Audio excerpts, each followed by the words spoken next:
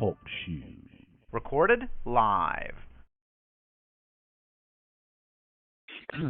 Black Power will be 48 Mile Hotel. Local Feet on the Ground Radio. It's your brother Boomer. Trying to get it in tonight. Slaughterhouse Saturday. Who's still betraying the African Revolution? We come in with our praise to the ancestors. Praise Nat Turner, glory to Garvey. Long live the spirit of Dr. Khalid Abdul Muhammad. Praise Harriet Tubman, glory to Ida B. Wells. Long live the spirit of Sister Fannie Muhammad. Good evening. What's going on out there tonight, fam? We're going to get it in nice tonight. Tonight's show going to be done with COINTELPRO, counterintelligence. Then we'll come in, put in a couple of things about some couple articles, couple of dates to look at. I'm going to give y'all a definition of COINTELPRO. So I'm going to do that. Yeah, definition. Talk about some of the actions and things that are happening now. We'll be more up to date with some of the information that I'm going to hit y'all with. But let me load everything up and get everything rocking right. Just 1 second.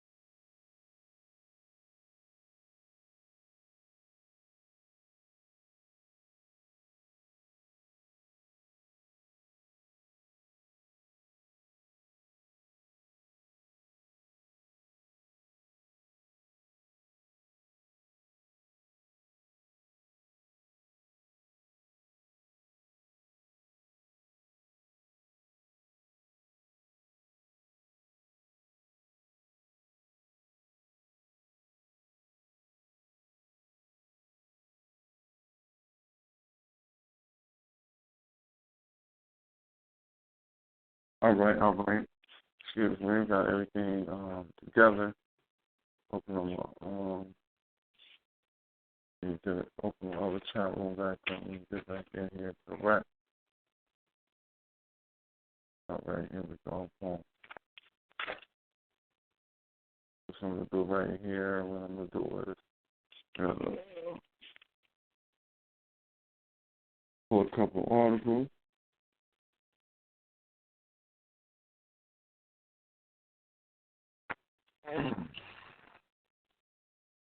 So as we talked about COINTELPRO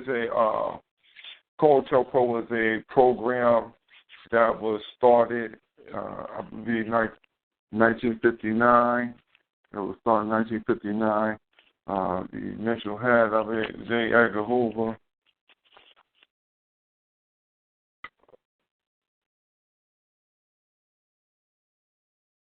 Let me go ahead and open this link up.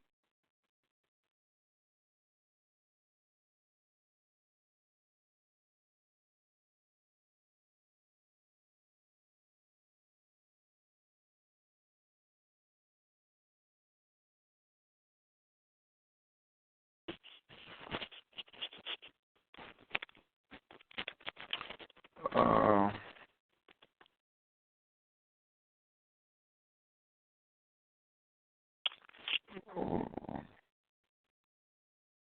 on. Let me get this.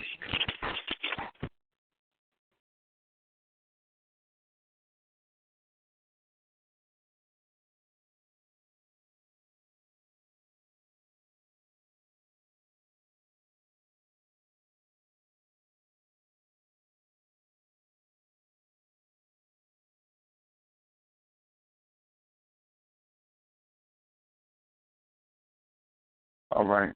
COINTELPRO, let me go ahead and give y'all most of us know already it's an acronym for a government program, counterintelligence program, where they basically, the job was to perform covert actions against what you would call quote unquote citizens of the United States, or the people who lived up under the flag of the United States. It was basically something that was brought up out of the monitoring of the UNIA. It really had its start then when, just the monitoring of Garvey and placing plants within inside that organization. But in the 50s, late 50s, around, let's say the date was stated 1956, is when the counterintelligence program was brought out in full force and really named and labeled as such.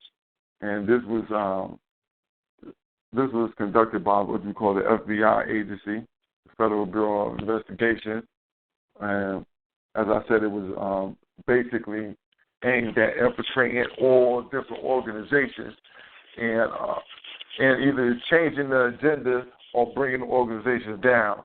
We can see through the years the organizations that is brought down or agendas that it has changed over the years. We can look at groups such as the Black Panthers. We can look at groups such as the SCLCC. We can look at groups such as the Deacons for Defense. We can look at groups, such as the Nation of Islam, and and we can even look at groups such as the Jim Jones Cope.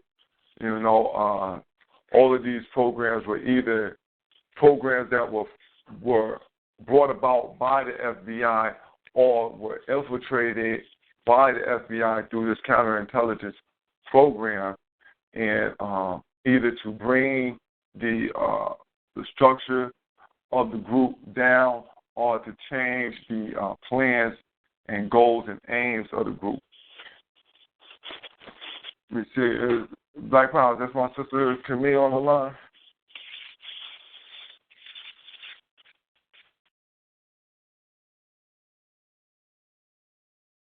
All right. Well, we'll continue. BB48. Oh, BB48. What's going on tonight? How are you tonight?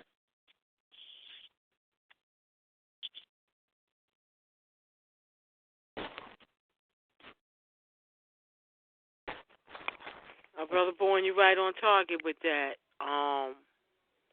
With it really coming into play with Marcus Garvey and the UNIA. The first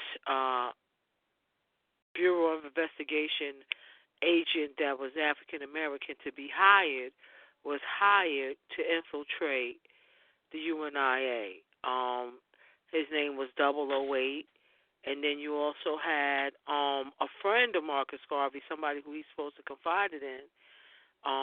Give me a moment, I'll recall a name. But he made black dolls, and he was working for the FBI, for the Bureau of Investigation, unbeknownst to Marcus Garvey. And his agent name was P-138.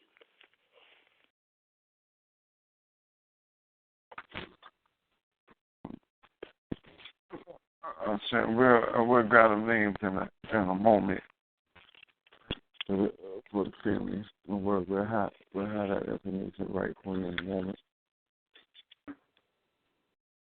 It was something else. There was something else I wanted to hit on. All right. Their methods of persuasion, which range from, as the normal ways of, where a person first started off with their persuasion, persuasion of bribery, where they give you money, prestige, power, or placement. You know what I mean? That's the first hit they give you. And if prestige, power don't do it, the next thing they're going to do is assassination of your character, harassment, you know what I mean? They say, they're going to be sending bullshit, like they do anytime they want to bring your ass down. You know what I'm saying? They put out all type of stories about you like they did with, what's his name, you can see in recent history, Cat Williams. Cat Williams was a product of this. He coming out, talking too strong, saying things that were true, but in the way that he was saying them, they were not things that the government would like black people to be thinking in that manner, thinking so freely. And so with him not only speaking on the fag situation in Hollywood, which will always get you into trouble immediately, he also just spoke on different government issues that are different political issues that, Caucasians didn't like. And you've seen in the news immediately. He was slandered. He couldn't get no money. People talking about he a crackhead, he smoking, he getting high, and all type of things. Every time you seen him, he was into some type of trouble.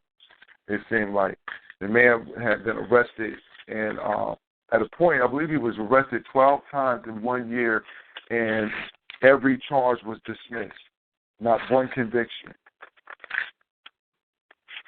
Which shows that it's just basically a pattern of harassment, not anything that's solid enough to have some, have you go to jail or have you pay a fine, but just something where we could just keep you locked up and keep you going back and forth to court paying money to sites the Jew lawyers to make sure you stay out of this shit. And so after they hit you with that, type of shit, they do is, they go to, as they finish locking your ass up for no reason, they go to assassination. That's their next step. The next step is we're going to kill you. The next step is we're outright just kill you. Period. We don't have no problems with that. That's these are the methods for them to make sure that people stay in line. And when I say that, assassination, see, one assassination has an effect on thousands of people.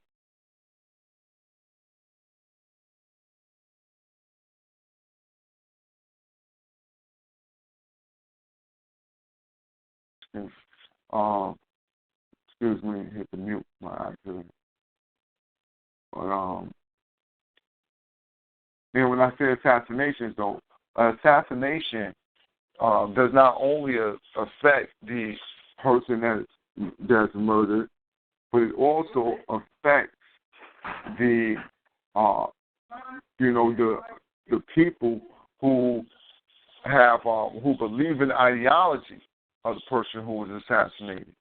You know what I mean? It has an effect on the psyche of the people who walked in that line and steps, because what it in turn does is automatically put in your mind that walking in these steps can end you up with that result.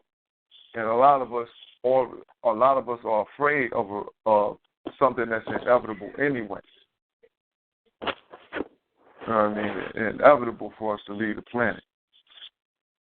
Now, winning is something totally different. But these are tools that are used by the FBI counterintelligence program to make sure that, they keep people in line. And as I said, one assassination is different than being martyred. You know what I mean? When they martyr you, the people get energy off of it. When they assassinate you, the people can't tell really what went on. They're emotionally distraught. They don't know how to take it. And, the main groups, as Sister Camille emphasized with Delma Montegarvey, the Africans were the main target, or have always been the consistent main target of a program like this. It's the consistent main target of counterintelligence program. And so, we have to be diligent as Africans to know that there are enemies amongst us at all times. There's enemies amongst us at all times. And with these enemies amongst us, we got to make sure that we stay on our square. Every time we turn around, there's a new labeling of somebody else who coming into the zone, but it's incorrect and not worthy of the trust that we're giving them. You know what I'm saying? And not worthy of the trust that we're giving them. So we got to make sure that we stay diligent, because this counterintelligence program, even though they are trying to put a date on it, it's never stopped. It's never stopped. So, with that being said, wait for some of the family to get in. If somebody got something going on the line, man, you're doing something. Just going on. What? I don't know who it is, but I'm going to try to find it. But Black Power, what's going on tonight, brother? Little brother Mekara? Before the end. Cracking, boy. Man, just giving a little overview of the counterintelligence program and some of the tactics that they use to keep people going in aligned to their agenda.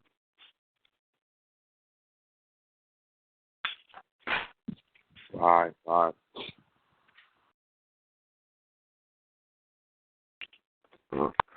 Brother Little, what's going on?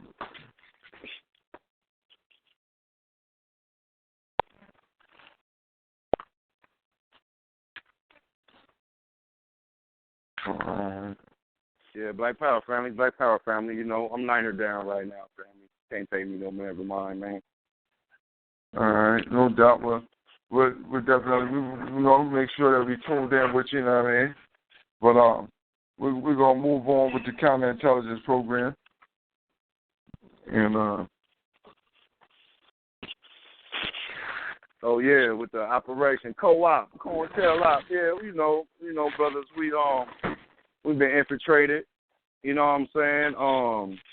The traitor is the number one weapon of the motherfucking enemy, and that's something we got to rid ourselves of, this cancer, man. You dig it? We got to get rid of this cancer, man. So everybody got to become cancer doctors on this motherfucker and get rid of this, because this is ridiculous. All right, Black Power.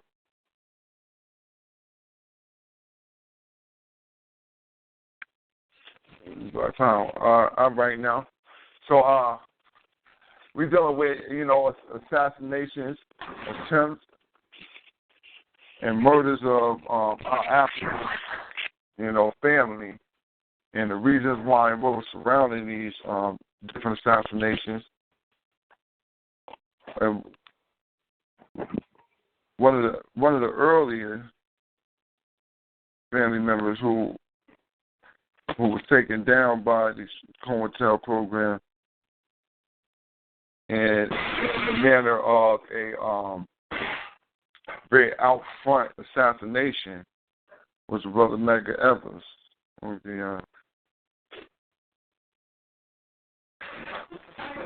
who was caught outside of his house and was murdered in 1963, which would be 7 years after the start of the COINTEL program, COINTELPRO program.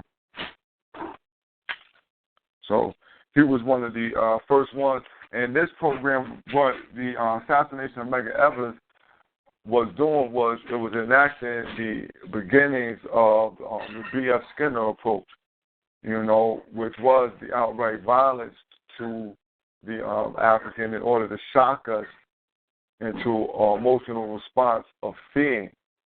You know what I mean? Fear of doing anything that would cause us any harm. So this is what the effect of that Medgar Evers assassination was.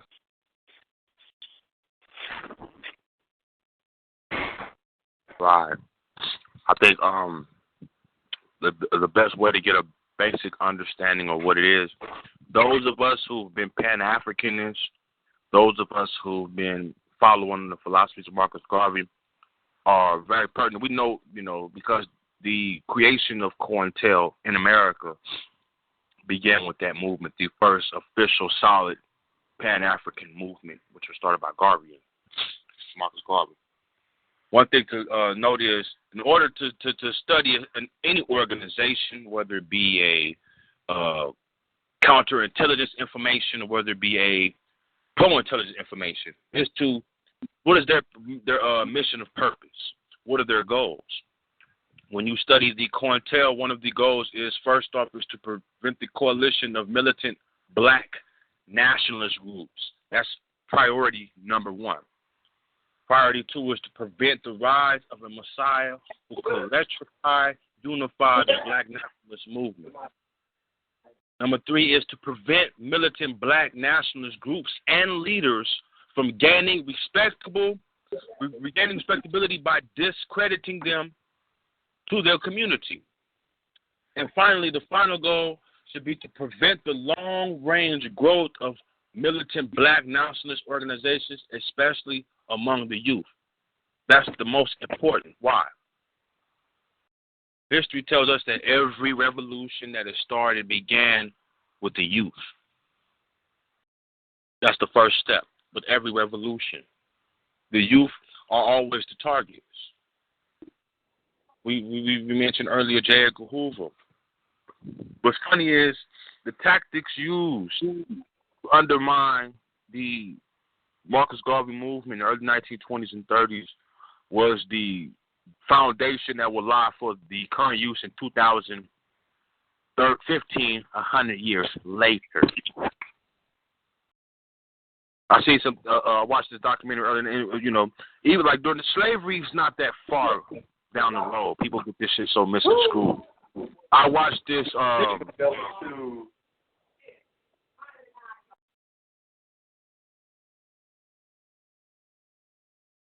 Sorry, family. I watched this. I know it's football season. It's good. We start right now. A lot of our family members going to be distracted by the sports and whatnot, and that's the whole intention. A lot of us ain't studying like we should be, but the foundation began with the Marcus Garvey movement.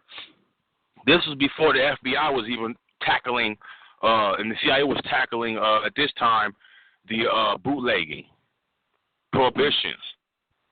This is before the RICO Act. So this is, and what's important to note is that this is a correlation. There's no line that distinguishes between the FBI, the CIA, and your police. They function as an arm of the state. When we see this and we know this, we can become perfect for something. What is the main tools used for covert operations in the COINTEL?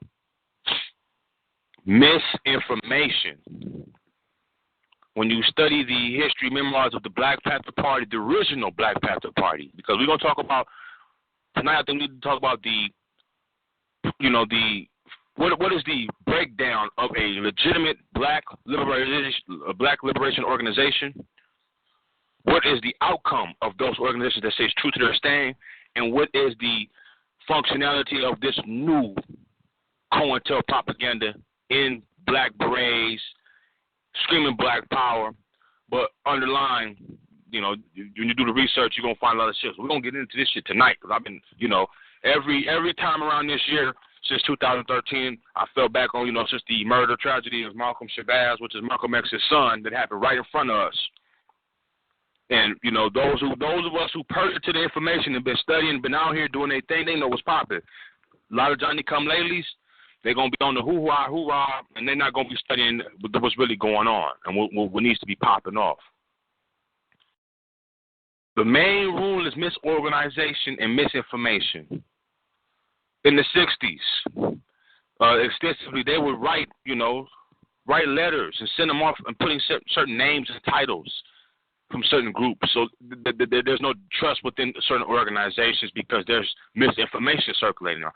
Sounds like what's going on right now. Right now. In 2015, the main tool for COINTELPRO's information is Facebook. I'm going to say this shit again. The main tool, because we're talking about counter info, is Facebook. Can I prove it? No. Yes. If we study the Black Panther Party in the 60s and the Black Panther Party in Oakland and the place from Chicago, Black Peace Stars, I think, they was finna hook up. And what COINTEL did was they wrote false letters, one from this organization, one from this organization, and sent them to each one. And they thought they was having conflicts. Oh, he's disrespecting the elders. Oh, we don't like, and they never did meet. Mm-hmm. If you notice, that's why I don't have a Facebook, because it's so easy to get information so misconstrued on Facebook. Because motherfuckers type, and you don't know if that nigga's even real or not. So you have agents that function as agitators. Yo. You want me to stop? I want to give you an example. I want to give you an example of Facebook with a misinformation that just happened on this shooting from Virginia that we were speaking of. On Facebook right now, they have pictures put together. One of the pictures show that the boyfriend of the girl who allegedly was shot supposed to tweet it to her at 6:34 in the morning how he missed her, which would have been 12 minutes before she's supposed to got shot at 6:45. Now, if you look at this memory, people is floating this shit around. But if you go and do the due diligence and go look at his timeline, you can't change the time of the tweets up there. The tweet still exists, but it's 9:34. But because people now, I screenshot the guy's page and puts it on the dude post like, listen, that right there is misinformation. This is what time it say. It say 9:34, not 6:34. Joker's mad at me because I did the knowledge. So I'm like, yo, listen, if it's a hoax, it's a hoax. Let it be what it is, but don't let it be what it is off of no misinformation.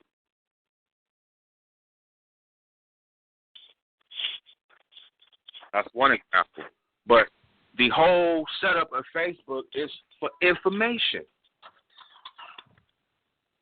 Information with pictures, that motherfuckers that's giving, they don't have to do indictments no more. Because motherfuckers put their business on Facebook. They put frustrations that they have from the smallest to the biggest on Facebook. So it becomes really it must stay in the private sector. Why? That way the government don't have to pry. Individuals policing themselves on policy. But when we go back, because when we study history in America, when we study the Negro in America, history shows us that revolution seems to come in waves every couple generations, right? Now, let us examine, let's go back for a minute, right? Let's look at the civil rights movement of the 60s, right? What was mainly in the South? Because in the 1960s, you still have black folks, and you still got black folks right now picking cotton in Mississippi, all down Alabama. Sharecropping is still going on. Yes, sir.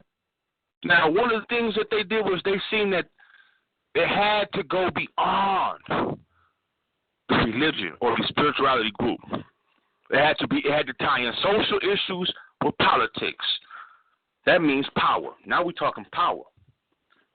And if that power has a black face, we're talking black power. That is the main concern for all these FBI little acronym groups. Why? Because the number one problem in America is race. Race. That's its inception began with that, and its destruction go in with that. The issue with America is race. When you know that, you notice, like we spoke on previous shows, that the role of the role of media is to serve white folks. So one of the propaganda tactics that the C.I.A. used was mentioning COINTEL by keeping it quiet. And one thing they did was to demonize any black legitimate group in terms of criminalizing them, and in terms of making them appear to be militant, so that when the police come in, or the fucking state police come in, or the fucking military come in, they're justified in doing that because they're promoting civil unrest. How are they able to do this? Because they function. So one of the things we have to do is we have to police our people and what the fuck they say on the media and why are they on the news. Nothing on the news is by coincidence. Nothing on social media is by coincidence. Nothing on TV programs. Everything is timed and planned. Why? Because we talking about organization and maintaining and running a fucking country. And if you're not if your shit up to par organized to run the country, somebody can run it for you. So even if it is chaos out there still must be a vision that the government is running this shit, or that they're in power and they're in control and everything's organized, everything's okay. The problem with that is the black issue in America. So this is why COINTEL gets its inception. The main thing they do is through infiltration. We know this to be true. But when you study each of name one organization that was political and social to the affairs of black people that still exists to this day. Hold on. Say that again. Name a group. Name one black organization that stood on social issues and politics that is still in existence today.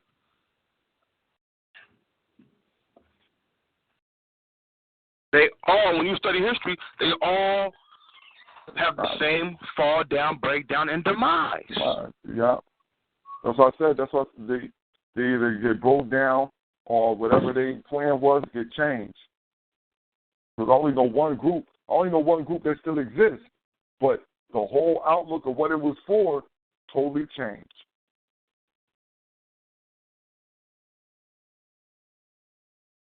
Now, Gil Scott, when he said the revolution will not be televised, it was the most basic, the most truthful statement to be made, because it can't be televised because we don't control the media. So if you have a televised movement, it's not ours. Sure. And our movement going to be more successful, and revolution is going to be more successful off the camera. You see what I'm saying? Because the camera functions as cleanup crew. Yeah.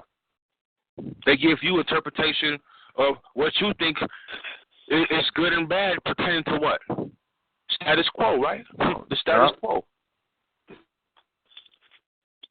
That's what that camera going to do to you.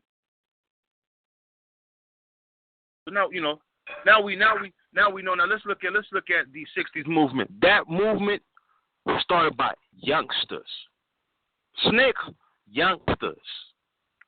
Yeah, there was college kids. You know what I'm saying? It was really 25 and under. 25 was like old. Exactly. So, in terms of, we put these titles that society put on our family members in terms of labeling individuals. Maybe when you turn 18, you're supposed to have this. When you turn 25, you're supposed to have this. But that's a criteria not for us, created for us, all by us. And the average child, female or male, when they 10 years old, they know that something's popping, something's going on, and they know the truth when they hear it. In terms of those who, we talking about Fred Hampton, for example. The brother was like 20 years old. Mm-hmm. What was his message that was so scary for white folks? He said individuals need what? Participation and observation. And Fred Hampton said we didn't talk about how we're gonna feed these kids. We just went and did it. Mhm. We didn't. You know, we said we was gonna run a free health clinic. It took us 3 weeks to get the shit up and running. So when individuals see that, hear that, observe that, and are part of that participation, they know it's real. Real. Yeah. I say. See, by them killing off, they've been enforcing that third rule very strictly. The cutting off the Messiah who could unify the individuals. See, by them doing that, they create another situation. Now black liberation groups are functioning like splinter cell groups. When you cut one head off, two sprout up. There's no the leader. There's no one determining leader. Leaders, we have local, from the private all the way up to the general in terms of rank and file. You see what I'm saying? Stokely Carmichael said this. He said, psychologists notice that when they study oppressive situations that result in violent uprisings, what happens is that the oppressed use every circumstantial thing in their power to bring about that change, right? Everything. And when all that fails, they start mimicking the practices of the oppressor. They start using their tactics. Now, Pops told me this the other day. He said, you can't give an ass whooping until you took one. White America knows this and fears this. See, we're the best people for the job in terms of that, because what we suffered here in America. So if we were really to sit there and really be practical and put information that we're doing to the test and say, man, we done try every motherfucking thing. Let's start trying what they're doing. We'll be more successful at that because of the experience we have in that department. See what I'm saying? Yes, sir.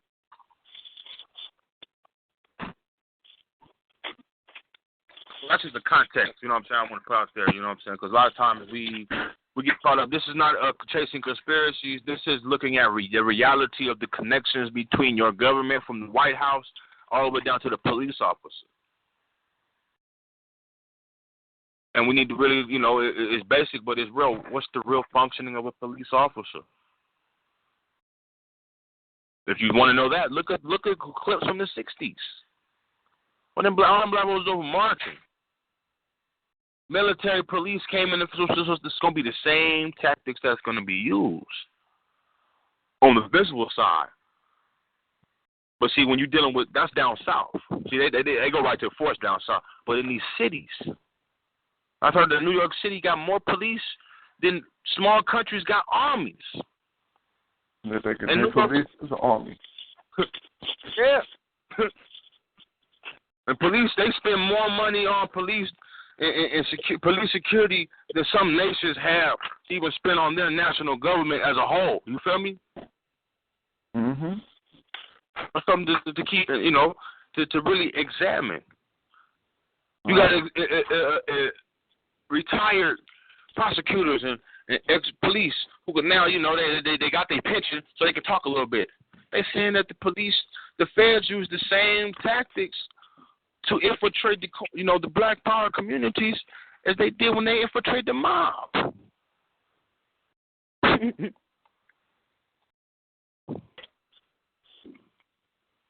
Right. And the main form of infiltration is a snitch. Yeah. But like the elders say, the word, snitching, that's that's a criminal word. So if you're not part of that criminal element, they don't apply to you. Tell the truth, save your own ass.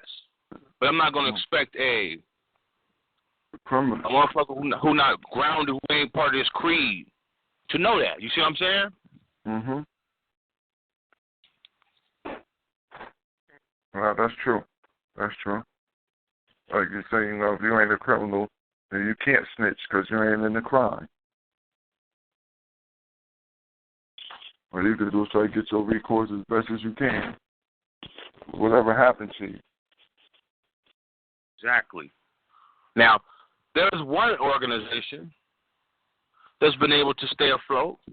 Mm-hmm. And it's because they never dealt with political and social affairs. That's the Nation of Islam. What? Before Malcolm split with the nation, his issue he split before he said that the nigga was sleeping with young girls.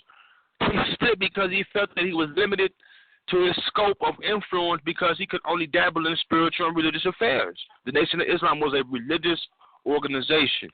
Mm-hmm. He felt that limited him to the broader scope of politics. That was Garveyism.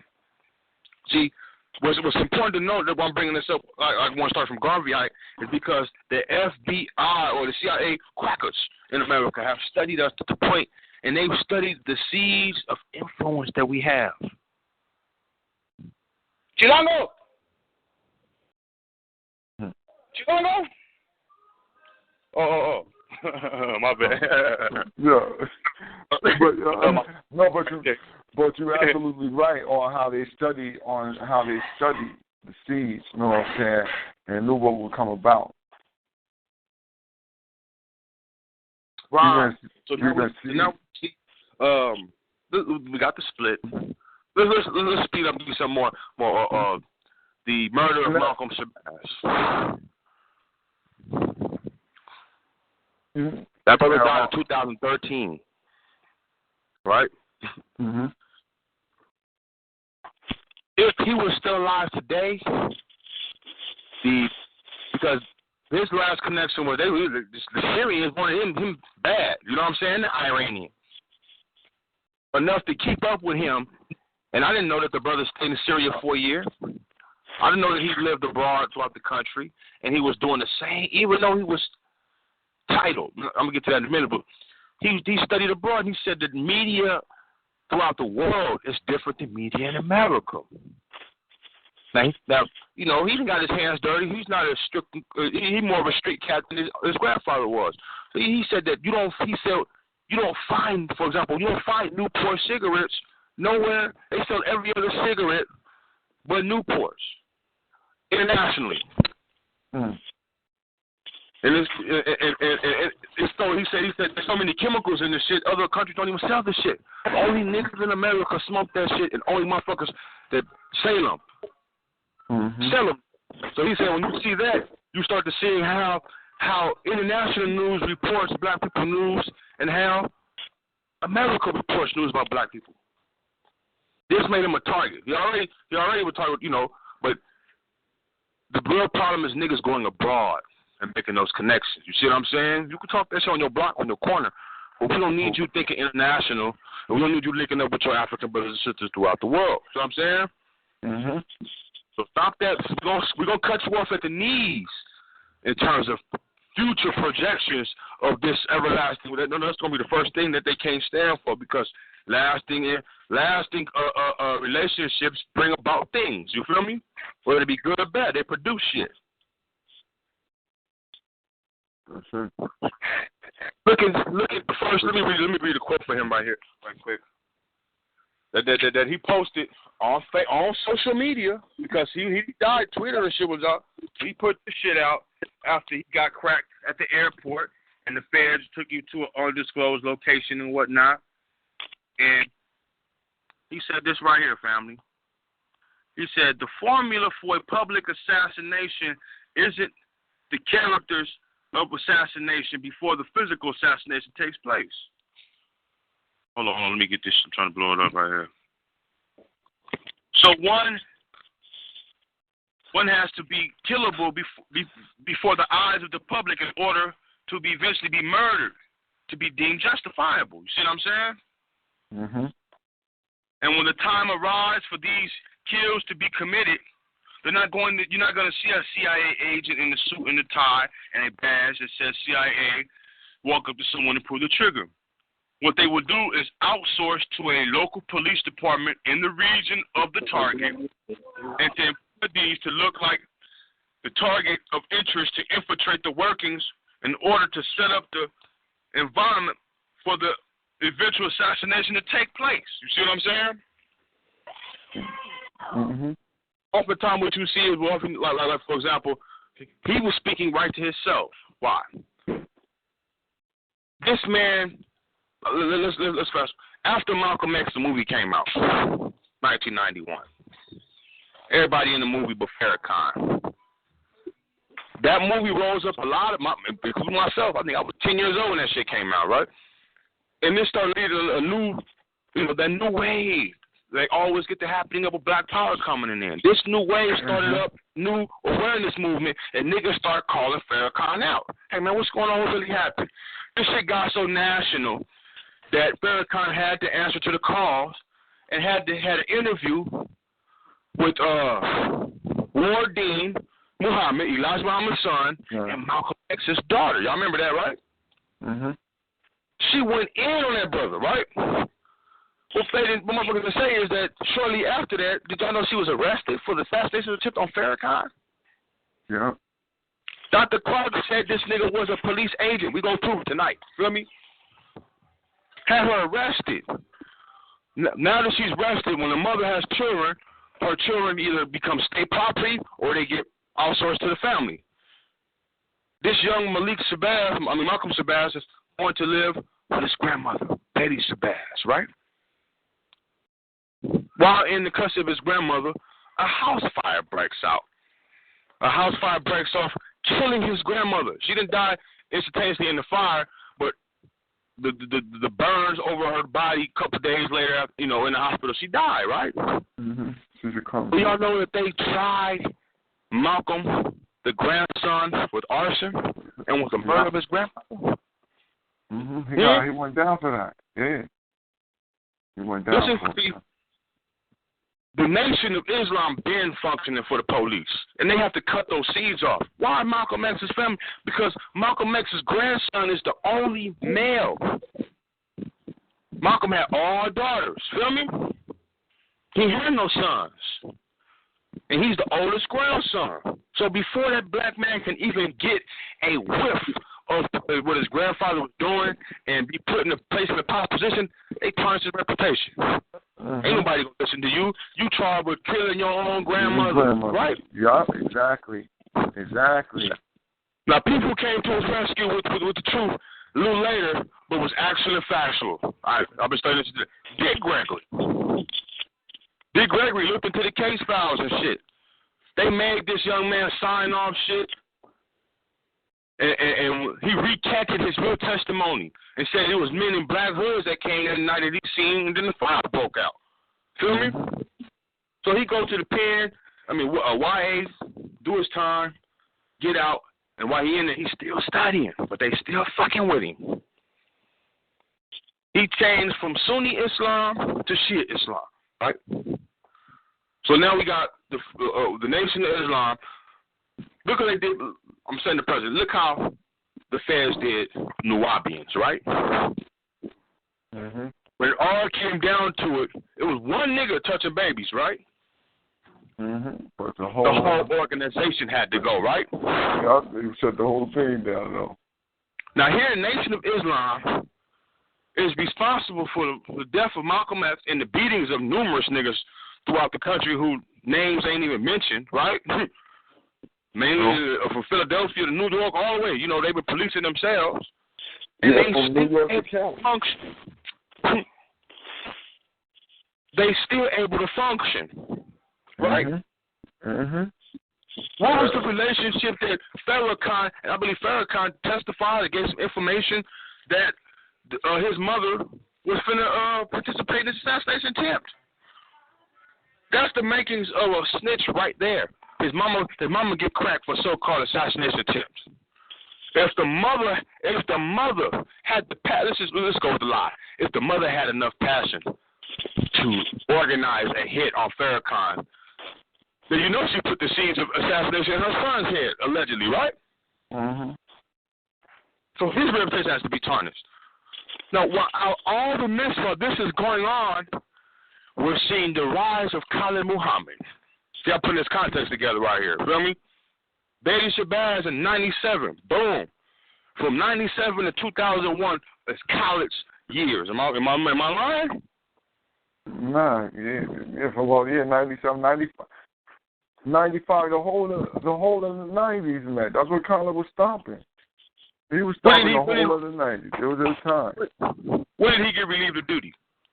He got relieved of duty in That was, maybe 95? 95? 95, he got relief of duty. When did the Black Panther Party assassinate, or when did the new Black Panther Party? 93. 93? 93, okay. 93. 93. When did the new Black Panther Party? 1994, that's if Congress sanctioned him.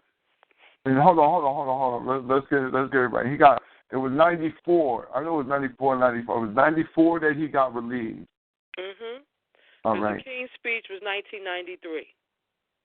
Yeah, all right. He had the assassination attempt. That was 94 too, I believe. That was at Riverside. Okay, 94. Now, when did the new Black Panther Party come into being? Well, that was 1990. Was that? 1989. It was no, 1989. No. They said this. Ain't no 1989 new Black Panther Party. The new Black Panther Party. No, ain't no new Black Panther Party in 1989. 1990. It was right here. 1990. Aaron Michaels was the one who created it in 1990. 1989 was when he came out. It was that was something different. But 1990 though, I'm talking about the lawsuit. Bobby still took them niggas to court. Bobby still took them niggas to court for using that name. It was after 1990. That was after 1990 because that's when the new Black Panther Party got started again. Now we can find out about the 1966 to 1979, and they so motherfucking thorough when they know when it created and when it dissolved because they made sure it dissolved. Every member, these brothers got murders. The police either killed them or they political. Political. And what I'm saying is the same effect to every solid black organization. You see what I'm saying? Mm-hmm. Sure thing. So when did Khaled become when did he become wearing black fatigues and wearing the black beret? Give me a year. I don't have no solid year on exactly what year Khaled joined the new Black Panther Party, but it had to be around 97 though. It had to definitely by 97, but I don't have no definite year that he was that he joined the new Black Panther Party. Right. Because in people on the assassination of Malcolm X had a chain reaction on individuals. For example, Shirley Carmichael started becoming militant after that. Huh?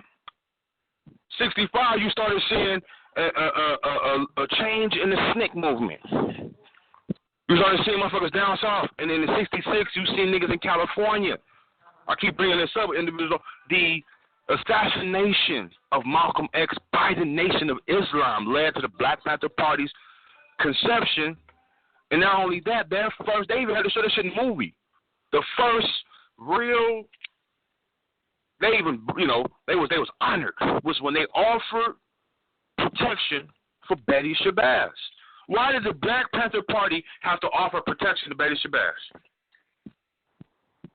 Because the nation wasn't fucking with the queen. Yeah. She was ostracized because she was Malcolm's wife.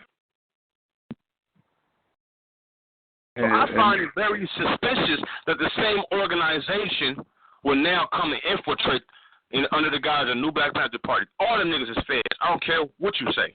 I'm from California. Them niggas been along. Okay, let's just say they've been along since 89. They still around 2015? How is that? Yeah, and they stay out of the realm of politics and social issues. You only hear about them niggas every blue moon. And they got everybody convinced niggas wearing beret. Niggas think you can be black power just by wearing a beret and having a flag, and nigga, you in. I'm going to talk to you. I'm going to ask you a few questions. Hold on. I got you. Hold on. I got you right here. Khalid Muhammad joined the new Black Panther Party in 1996 during this battle with the Dallas School Board. And that's when he joined. Let me see. That's when I heard it. That's when I first heard about New Black Panthers win that thing against the school board. Yep, and that's when he joined. They said Khalid Muhammad joined. That was out here in Dallas. Yeah, in Dallas. Oh, that's better. And, That's even better. That's even better. You know why they working better? That means that Khalid Muhammad was part of the Black Panther Party when she was still alive. I'm talking about Betty Shabazz. Did Khalid Muhammad speak on her death? He wasn't in the nation no more. He didn't know the inside outs. You see the point I'm making? He was already. They stopped providing security for him. That's good. He had to create his own security. Farrakhan allowed him to stay as a Nation of Islam member, and then the last draw was he ordered no members of the nation to provide him security. That's why he had to join the Black Panther Party. He had to create an organization that can provide that because he ruffled too many feathers. You see what I'm saying? He ruffled too many feathers. No, so indeed. Now, just check this out, right? This is what it say after the school board thing.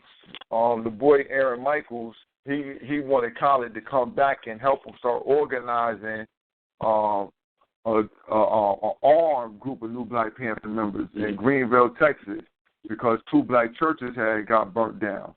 And at that point right there, that's when Khalid went ahead and joined in on them. Interesting thing, though, that I want people to understand about Khalid Muhammad is that Khalid Muhammad was not somebody who came up under Minister Farrakhan.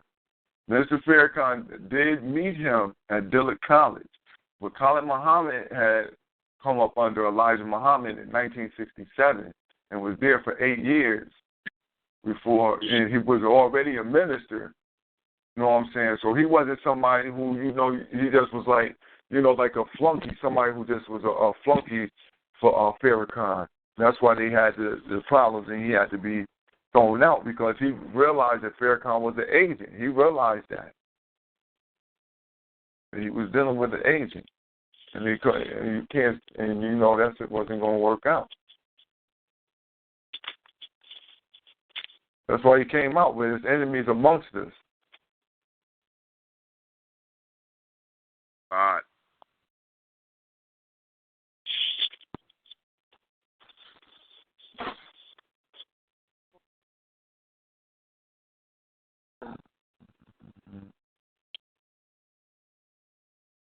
Now, I don't know if anybody by computer, because I'm just on my phone, but pull up anything y'all can find on Betty Shabazz's death.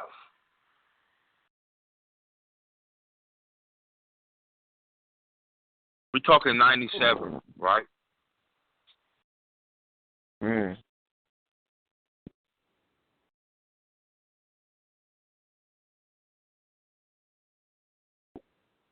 Yeah.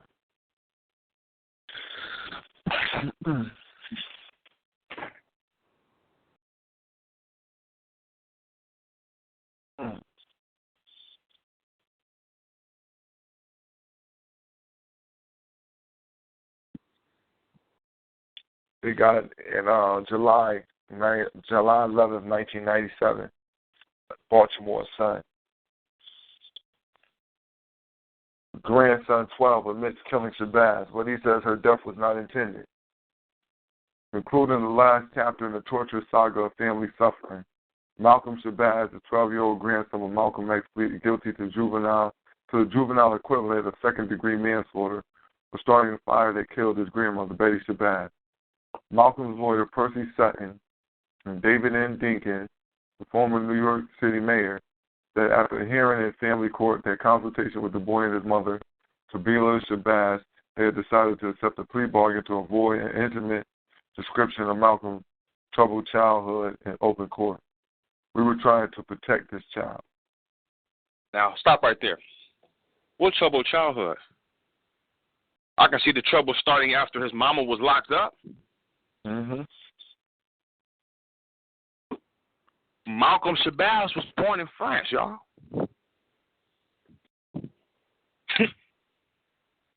We're not talking about the typical individual.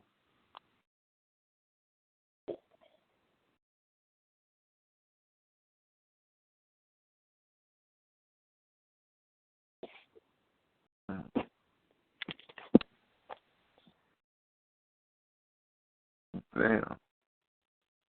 He got a sentence of a maximum of 18 months, right? But the 18 months was a renewable 18 months until he got 18 years old.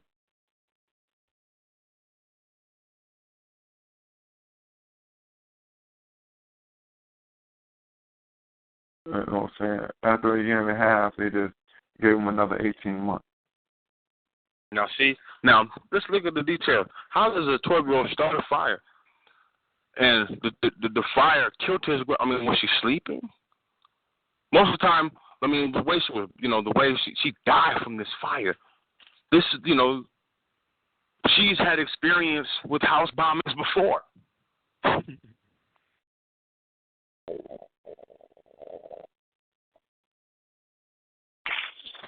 Yeah, well, there's been conflicting stories about exactly how she died and whether or not he set the fire or there were other culprits there who had a hand in the fire being set.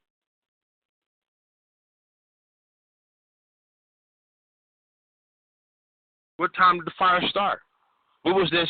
No, that's what I'm trying to get that information right now. You ain't gonna find it. Most times, he was playing with some matches, or he had a bottle of alcohol and it spilled, or.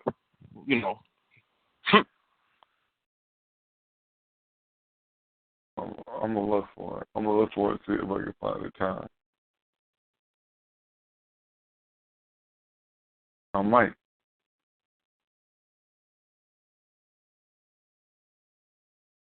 Who knows? I might be able to find it.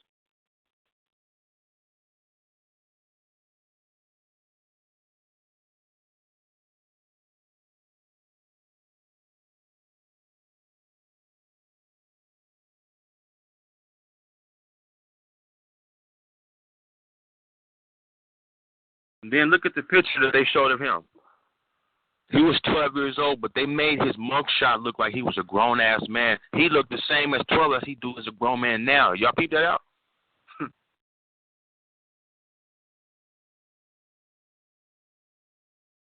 Yeah. Well, I haven't seen the mugshot. Let me see. Now, knowing this, it didn't deter him from speaking on a lot of facts he's seen going on, because he knew his bloodline was going to entitle him to certain platforms.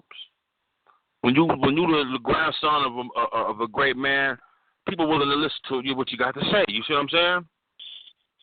Mhm. The last 3 years, he was being very, very visible and very vocal. Was you born 84, younger than me? Feel me? 2 years younger than me at the time. He was 29 when he died, so we talking about a young, you know what I mean? But the stage for his death was Mexico. Because they couldn't be here. They couldn't be here. You know what I'm saying? They couldn't have that shit happen here. We'd automatically make a connection. So my point is, we've seen black organizations with not as half as much members as the Nation of Islam, not as half as money or influence, get shut the fuck down. And here it is, we talking about, look what the nation's done to one family. They've killed Malcolm X, locked up his daughter for allegedly trying to assassinate, and that's her name is Qibla Shabazz. Somebody can look her up. Qibla Shabazz. Right? That's 2. Murdered Baby Shabazz by a house fire, and at the same time tarnished the reputation of the grandson. And this organization is still there? The organization say the white man is the devil. Used to it. This is in their rhetoric. You can walk around to the white man as the devil. Now, what's important also to know is that in white domination power structure in America, they have on many uniforms. They have many different meetings, and it's all under different names, but it's all white domination, white power. You see what I'm saying? Monday, he's in the Klan unit. No, Sunday night, he burning the cross at the Klan rally. Monday, he's in police uniform. Tuesday, he's at the Masonic Hall. You see the point I'm making? Wednesday, he's at the police fraternity. You see what I mean? Mm-hmm. Different. These are men in uniform. He had the FOP, then he had the Elk Lodge.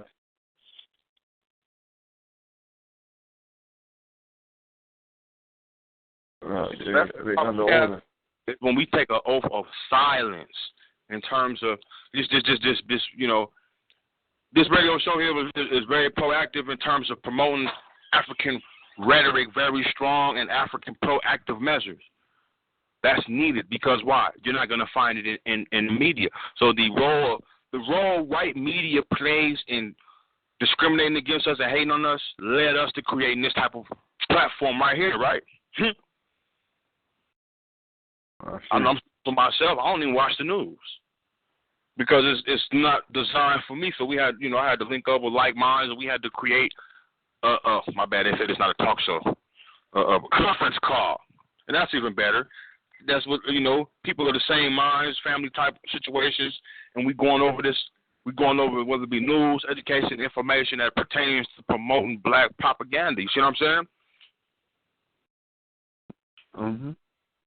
It's very hard. See, COINTEL can come listen to see right here, but they like the bigger organization gets, the easier the access to information.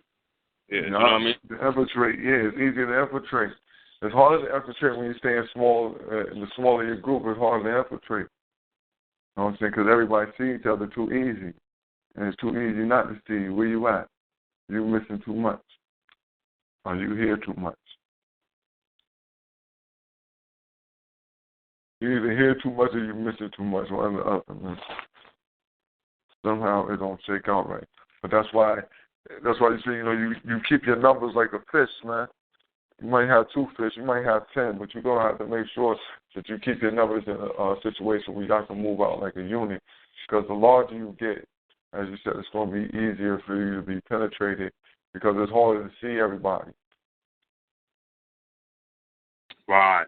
And the bigger the numbers are, there's a chance that everybody ain't there for the same reason.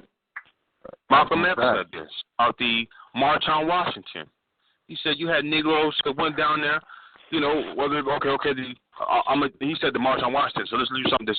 The Black the RBG weekend we just had, right? Believe it or not, you had niggas who went down there who wasn't looking for no meaningful results. They went down there just to say that they went. They went there for bragging rights. A horse can enter a race and come so far from losing, you didn't even know that horse is in the race. You see what I'm saying?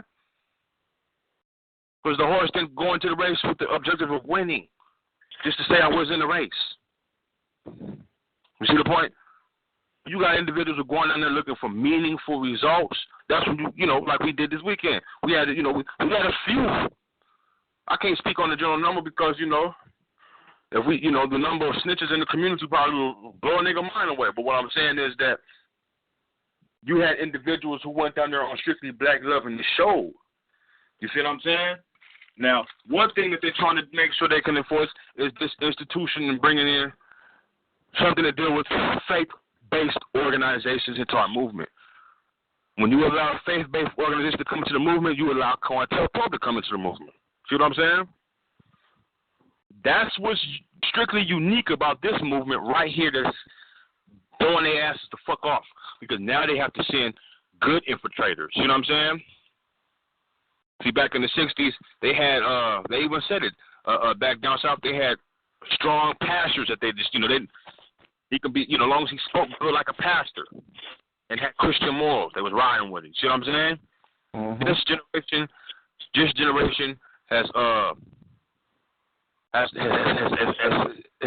exercised everything in terms of we have a period where we use Christianity, we have a period where we use Islam. Let's try this time avoid none of that shit.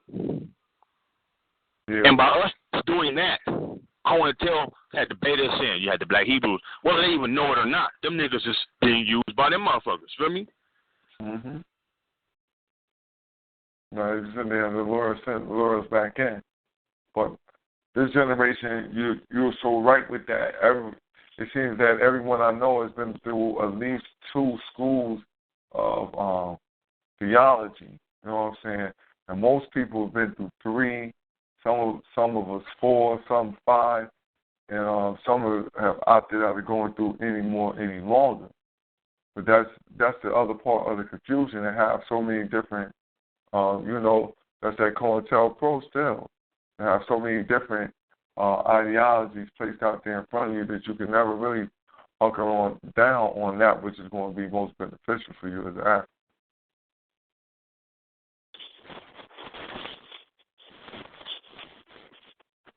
Mm-hmm. It'll be a continuous game after game after game. And there's no gain to this. You said, as you spoke on Malcolm Shabazz, you have to look at how long he was left in prison and the connections that he had when he got out. He was already, as you said, he was already politically connected.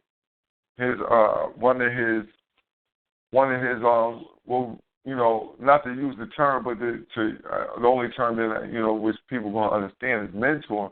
One of his mentors was Percy Sutton, who was a black man who actually tried to help him on his charge, but was a friend of his father's who had helped try to groom him in certain ways. You understand?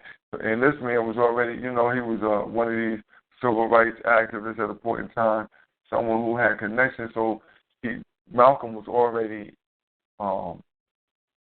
he was already royalty amongst, amongst those who had a love for his father. For his grandfather. He was already royalty amongst people. So he had that ability to move in and out. And with that stamping, that was what was the most problematic, is because he was already, he could already be deemed a Messiah because of who his grandfather was. So this would be contradictory to a lot of different groups and a lot of different nations out there, including the nation of Islam, who we spoke on earlier, to have the grandson of Malcolm come out and do and achieve what Malcolm had planned out. And so, the mission is still left up to us who going to move that mission, but we understand figures. We understand time and placement. And so, certain things need certain figures, certain voices for certain times and certain places to move the masses. Mm-hmm. And see, the bigger, the reason he was, when you make friends outside of America, for example, in the 60s, when you had blacks down south, when the SNCC seen that, SNCC was like, nigga, hold on now. 80% of the population in some of these counties in Mississippi is black. And we ain't never fucking had office or judges in these counties. So he said we need to, somebody came down there who studied political science and said, you know what, y'all don't have to vote Democratic or Republican. Y'all can start their own shit. So they noticed that they went down there, the white Democratic parties had a white chicken. And on the top of it had white supremacy. Yeah, white supremacy. So they said, we're going to use the Panther, right? This is immediately after Malcolm X got assassinated. We see in the militarization of SNCC. And the first thing white crackers were saying to other white crackers, because they look at the bigger picture, is that this was a communist movement. In 2013, when Malcolm Shabazz was making connections with Iran, it was a terrorist movement. Why? They seen the effects that, okay, if you are international, if you are a spokesman for your people and you become international to our enemies will use that to promote disarray in America. You feel it's the same shit like that happened in that eventually happened later on after the 60s in Vietnam. Well, that was in the 60s too, where Robert Williams was a brother who started off locally telling Negroes to arm themselves, was in Vietnam, delegating with the leader over there. You see what I'm saying? Mm-hmm. That's influence of power. When you the last couple months that you see Malik Sabbath, you see him on Iranian television. Iranian trying to get him out there. He got stopped at the airport. Feel me? The FBI got him, detained him, held him for like 3 days, and then in an undisclosed location. My theory was that because he had to because they asking him, they're not asking him too much about Islam. They asking him about the conditions of black people in America. Feel me? Do you feel that uprisings were, or they prying? So what I think his last day, he was trying to get to Iran via Mexico. That's my opinion. You know what I'm saying? Go down there, fly. I can fly from Mexico to, England, and England straight. You know what I'm saying? Boom. Since America won't let me out, and they caught him. But listen to this right. I'm gonna play this right quick. This is how white folks was talking after nonviolent Martin Luther King Jr. started having Negroes to vote. And when we talk like, I got that nigga, and we gonna whoop that nigga's ass, we got that talk from white folks. Listen to these old country white folks talk.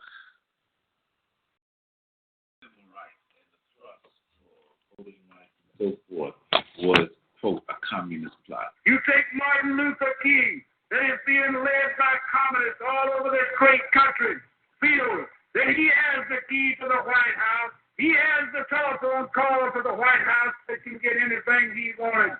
I spoke to the white people. The white people rallied behind it, and we kicked the living hell out of the niggers, sent the out-of-town niggers to the hospital and out of the state, put back to their own hometowns where they ought to have been, and the niggers in St. Augustine got quiet and went back over to Nigger Town where they belong. The feeling was that... You feel me?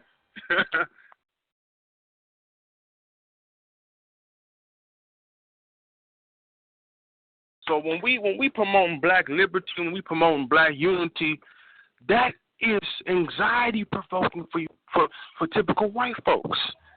And they get naturally aggressive when this shit happens. You see what I'm saying? They must be running against us. That's the guilty conscience. You see what I'm saying? Yeah, but they should call it white guilt. Mm-hmm. Knowing you did something fucked up to a people, so anytime they start to organize, you automatically think they're going to do to you what you did to them. We're not going to do the same thing. We ain't going to do the same thing. We're going to do worse. And this conversation is very, very, very on point tonight. I don't know if y'all know, but tonight is a very, very peculiar full moon. The moon is actually 15% larger than it is normally. And next month we're going to have it's going to be bigger too. It's going to be a blood moon. So this is all, everything's going all to rock. You know what I mean, in terms of time. Anyway, you feel me? Mm-hmm. We always on time. We're people who move with the rhythm. We move with the rhythm, you know what I'm saying, what's going on. That's why we always will record on time. So whatever needs to go on. Because we move by the rhythm. We move by the white band. And what I found interesting was that when we study history, then we ain't got to go that far back. Look at the 60s. Most of the political parties that was in Jim Crow South was Democrats. Yeah, because the Democrats, that's what I'm saying, like Democrats was the slave type of party. That was a party that didn't like black people. It was the Democrat Party. The Republicans was where the black people was at. They was on the Republican side. Then the roles got reversed. And see, that's a contradiction because when I'm studying today. When you see in the 60s, they were smart enough to say, fuck this, we going to start our own independent party and got the power. Now in 2015, all these niggas are Democrats. You see what I'm saying? What the fuck happened? Where'd the breakdown go? Where'd the breakdown of information go, right? brother, it's excuse me, Black Power and BB48 family. It's funny you mention that because you can see 100-year swing in that. You know, our people become Republicans with the Lincoln Emancipation Proclamation, 1863. Enforced by 1865, and then you have the same thing by 1965 with Lyndon Johnson, which now moves our people to being Democrats for the Voting Rights Act as well as the Civil Rights Act. You know what I'm saying? So you see how they play us all being the same game, and you also had a Civil Rights Act. I believe too, late 1800s, the original one. I get the exact date in a hot minute.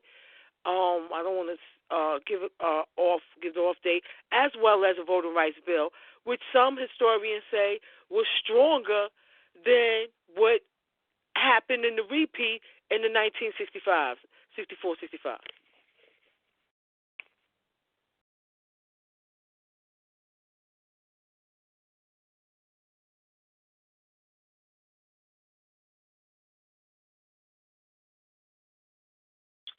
I'm saying thank you for that. We'll check in.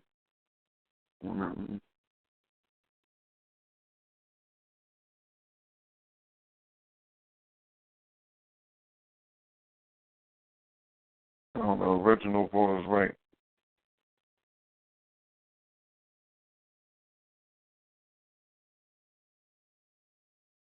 Oh, by the way, family, the name of the trader who was known as P-138 with J. Edgar Hoover, who was a friend of Marcus Garvey, one of the only friends he's supposed to have, who was the owner of Ross and Berries, which made Black Dolls. His name was Hubert Bolin.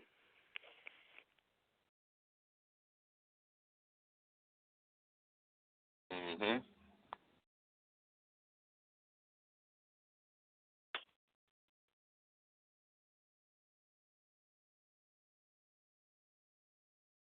Yeah, see, the same, when you look at one of the main tools that they use to set up an individual to be a snitch is to get a scary motherfucker who already in jail. And you know what I mean? Hey, man, we can get you out, man. We need you to do this rule. And they, basically individual who's completely obliviate, don't know nothing about the movement. They can be easily trained. You see, when you deal with an individual who already has a position on it, to some extent, yeah, they can be a good spy, but because they already have a position on it, they're going to be screening certain information. They're not going to give full information, like, you know what I mean? They're going to hold back certain shit because they already have a position on the information. When you get a motherfucker who just trying to get free, they're going to cross every T and dot every I in terms of what's asked of them. You see what I'm saying? So the first thing individual did, like I was taught, was you automatically go into the background of the individual. Hey, man, how'd you come to this point that you are now in your life? Everybody has a story. If the story sounds too fantasized, often because it just may be. I know black folks got a lot of different perspectives of life we come from and so forth, but in terms of, I know from my experience, we all seem to have the same, but brothers and sisters always seem to came, that I talked to, that they got where they are now, had the same kind of parallel in their life, you know what I mean?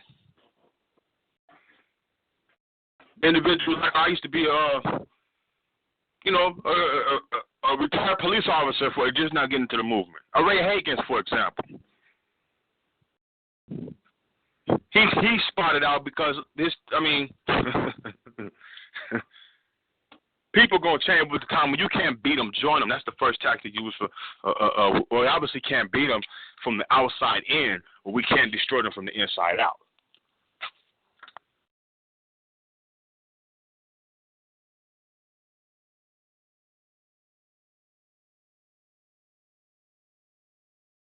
And in 2015, Geronimo Pratt just got out. A lot of brothers and sisters got killed who was in the first Black Panther Party.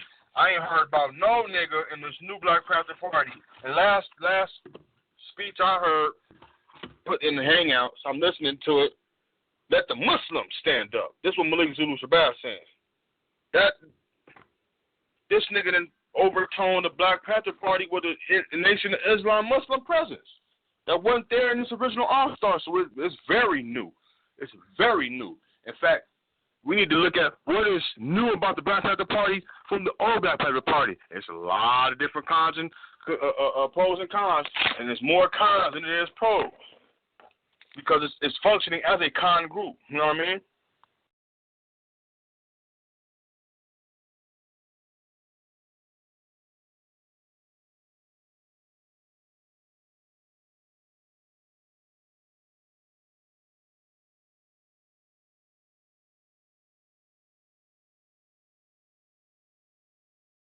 So when we analyzing this, the functioning of COINTEL is functioning as the arm of white supremacy to make measures in terms of counter-information to deter us from unifying. That's stunting our growth. In actuality, family, it's stunting our growth. It's putting a limit to our future, whether it be politically, socially, or economically. Once your politics and social shit is in order, the economics is the next thing to fall in line. So the reason why we can't get to know, for niggas who want to always talk economy, we ain't going to be able to really truly get to that because we haven't had a true form of politics. In fact, I don't know what the fuck this shit is about, but most niggas, most black people, we think that the politics is the minister. Is that just me, family? Do y'all notice that? Mhm. That's confusing to me. How do you connect the politics with the minister when we know in church you can't talk politics? I don't know. I mean, back in the day in the 60s, we've seen that the church was very active in the political affairs, but not anymore. And the minute we start organizing, then they get reactivated. That's all we need to notice right there. These niggas is on vacation 264 days out the year, and then they get a phone call from their handlers, hey, your people are getting out of pocket, they getting out of line. They don't know what's going on. Like Malcolm X say, you can't ask these so-called Negro leaders what's going on in the black community because they don't fucking know. Because they ain't in the community.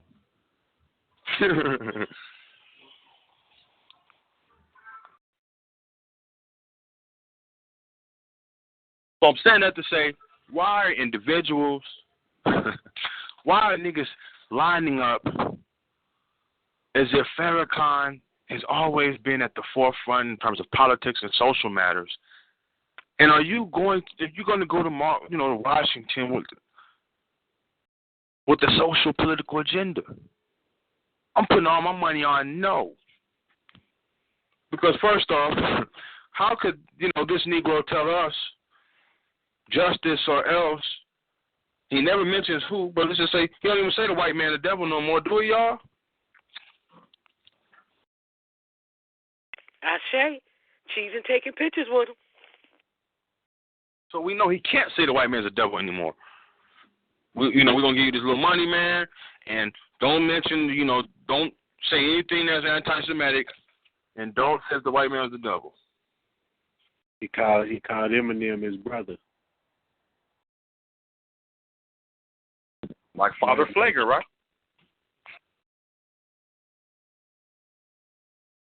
Now, other than only thing Eminem, his pros and cons, the nigga just raps.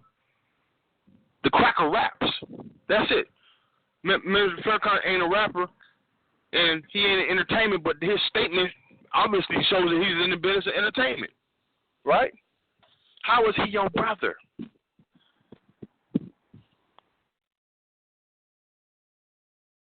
That nigga Marshall Mathers is an atheist, right?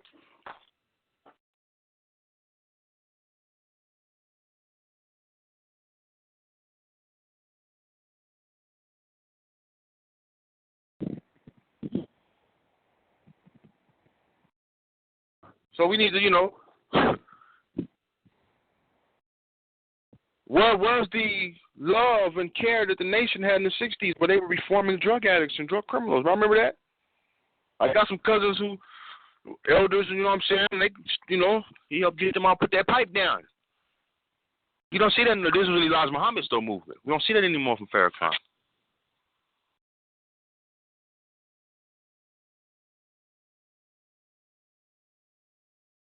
Now, let's get on Malik Zulu Shabazz, because he's saying kill the cracker. This nigga can get up there and say kill the cracker, but won't even mention the cracker in Scientology in its connection with Farrakhan. Y'all notice that? Or am I just tripping? Sarnetta had the nigga on the couch, and that nigga said, I am not here to talk about Scientology. I won't talk about Scientology. If you can't talk about something as small as Scientology that's going on in your vicinity with your partners, what makes you think you qualify or even have the integrity to speak on our affairs, national or locally? Come on, man. WWF. His job is to function as an agitator. An agitator. So whenever we have these revolts, the COINTEL operation is so scandalous, they send infiltrators in to antagonize the most rebellious type of niggas who will react. Oh, yeah, brother, let's go get them, brother. I'm with you right now, brother. And we'll go with you to get the guns and shit right there, and then call the police. And right before you get to the pull up, you wonder how the feds cracked your motherfucking ass. Woo! A million police cars. That's their job.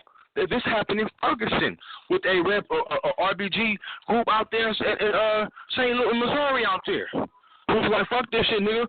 We you know, we meet every day on these same shit. We've been marching for months now. We know the shits of the police. Let's do some shit. And we're talking that shit and had a motherfucker, one of them niggas among them. Oh, yeah, brother, black power, brother. I'm with you, brother. That nigga text message and age or something like, yeah, code name for they're meeting up and such and such. You want to get them now?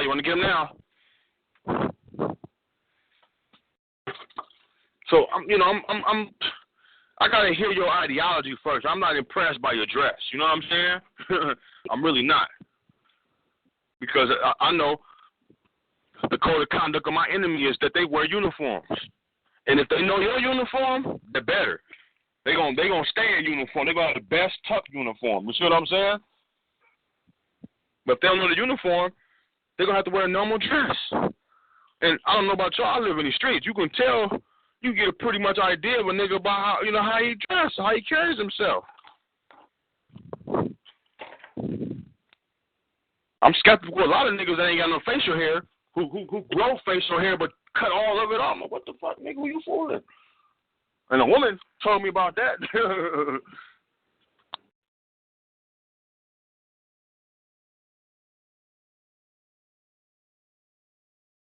So we need to be looking at these aspects in history and really internalizing this shit. So when shit pops off, it's not a surprise. You know what I mean? It's not a surprise. I heard that Al Sharpton got his show canceled. Did y'all hear that?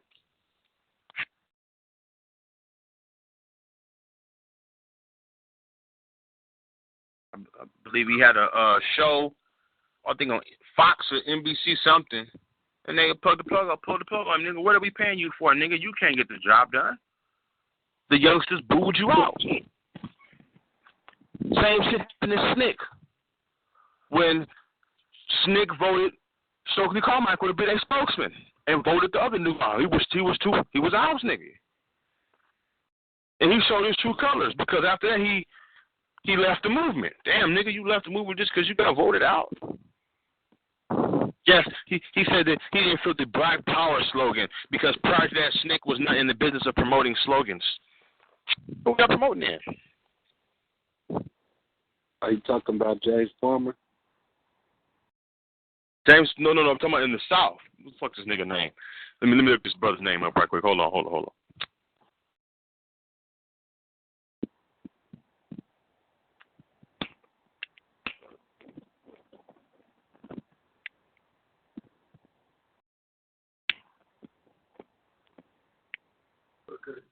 Well, I've just gotten through a couple of weeks ago with a 45 or 46-day battle of Ingram Park, I call it. That's the park there in Birmingham where we stopped Martin Luther King. And I mean, ladies and gentlemen, we had that nigga whipped. FBI in the South.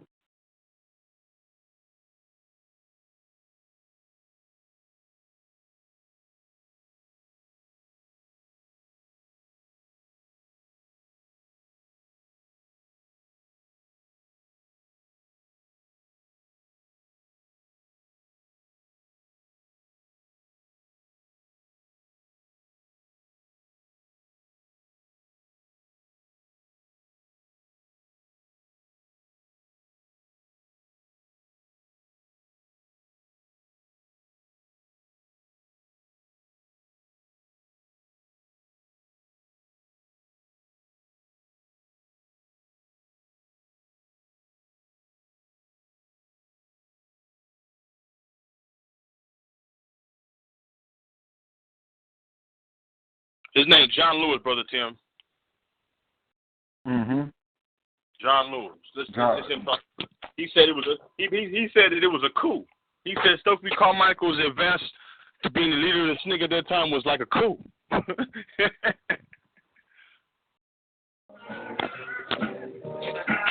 Is that still alive?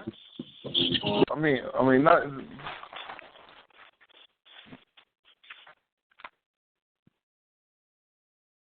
I'm looking for information on him right now. There's another Lewis that was connected with the Civil Rights Movement, a different fellow.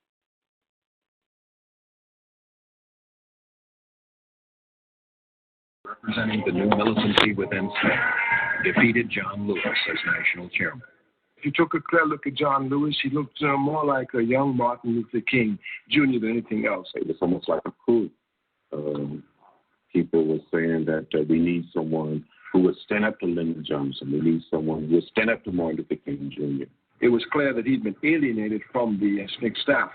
So the vote against him represented that. But more importantly, it represented the clear insight of the SNCC organizers that understood that the question of morality, upon which King's organization depended to bring about changes in the community, were not possible. The SNCC people had seen raw terror. And they understood properly that this raw terror had nothing to do with morality, but had to do clearly with power. It had been almost a year since Congress.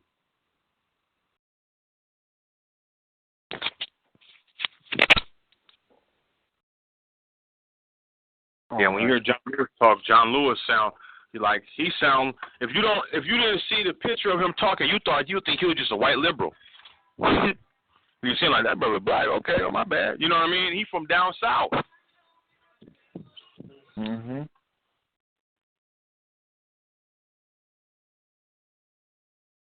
Yeah, man, I got these motherfucking messages out here bumping that circus music.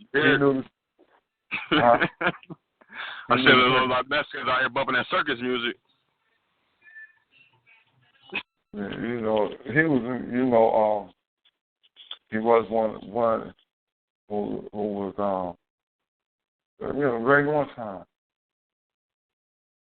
and that's when we going over the COINTELPRO, thinking about how it still is in effect, and understanding that those who control the COINTELPRO control both sides of any fight. And I was already against the Black Lives Matter organization now. I'm firmly against it. Just looking at their whole set of shenanigans and the mannerism which they do. They pro-homo, and how did they get so close to Bernie, whatever his name, Cracker, running for president, and President Clinton wife?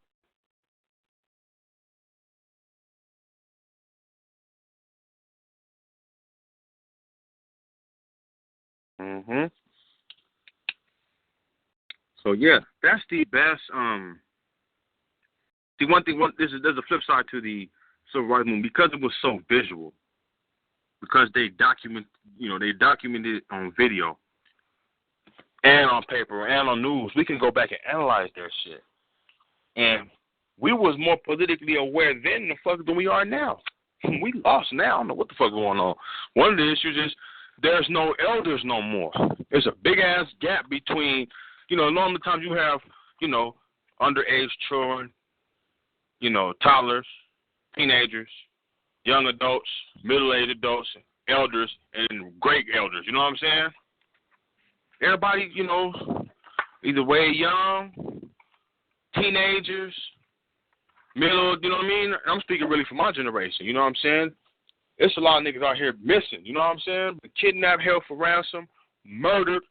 It's a whole generation that's missing out here, you know what I'm saying? And everybody acting like they don't see this shit. Out of sight, out of mind, I guess, you know what I mean? And Amos Wilson said this shit, I think in 95, that there are enough black people in prisons to populate the city of Detroit. And that's a big-ass city, you know what I'm saying? 2 million, 3 million, I think. And the interview is funny because the interview that Iranian News was having with Malik Zulu Shabazz was speaking right on that. And Malcolm Shabazz jumped right in and, he said it's really funny. He said because we make up 12% of the, there are more people in jail in America worldwide. America got more people in jail than China. And China got 1 billion people. Out of 1 billion people, you think they have more criminals because not because they got a fucked up society, no, because they got a big number of populations, right? Yeah.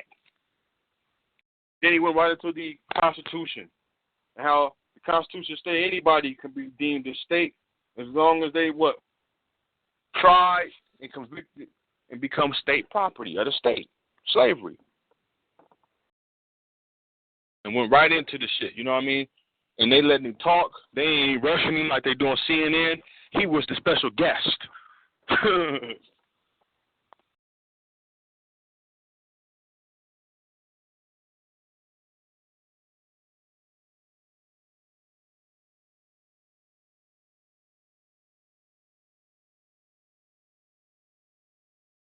Now, what's interesting is this is a new thing now. When it comes to certain individuals, they can't, like you said earlier, they can't martyr you. See, they've got to the point they have certain treatment for certain revolutionaries. Some revolutionaries get exiled. Some get killed. Some go to jail. Some become discredited. Some go crazy. These, right? Look at Louis Farrakhan at his age. Look at Elijah Muhammad.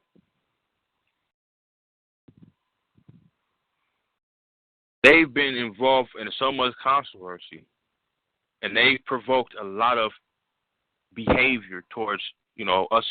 They've created the mentality that the white man was the devil. You see what I'm saying? Mm-hmm. And when that was fine, we was doing good. Now, you have to ask yourself the question. This is in Malcolm X's autobiography. How can a man, we're talking about Elijah Muhammad, have a rhetoric in his, philosophy was the white man was the devil, and they could turn around and have sit-downs with the KKK, y'all?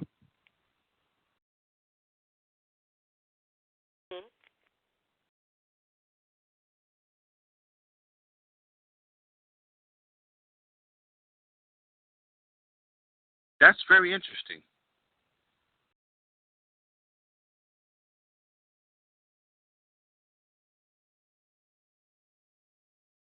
What was Elijah Muhammad's house? Y'all remember that? Remember when he caught bronchitis, what the fuck did he have? He had a breathing condition, right? Where did he move to? What state did he move to? Y'all remember? I think it was like Arizona. Arizona. One of the most racist Southwest states. I think Arizona was one of the last states to come to the Constitution. Y'all know that? Arizona didn't become a state till 1912.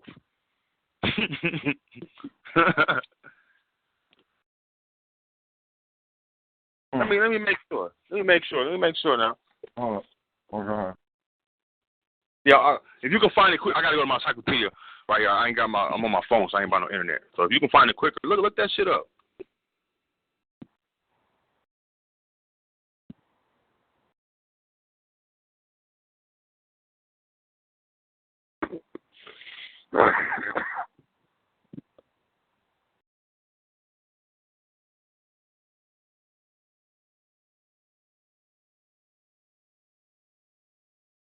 Wow, so look at the last places that was in DJing.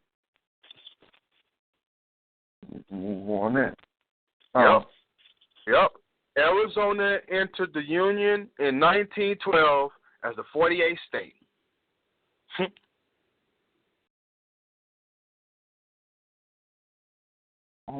As the what state? The 48th? The 48th state.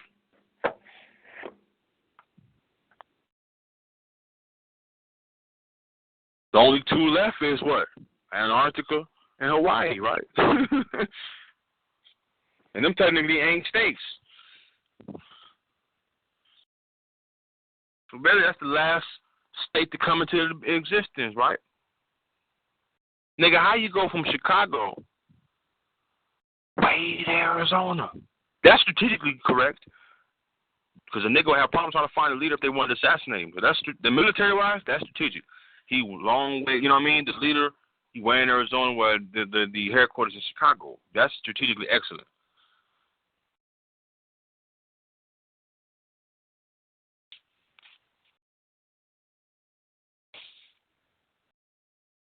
Also convenient, too. Because if any backlash happens, he can always disassociate himself from that group because, hey, I'm in Arizona, right? Yeah, I ain't nowhere around. No, but that's the way that they hide.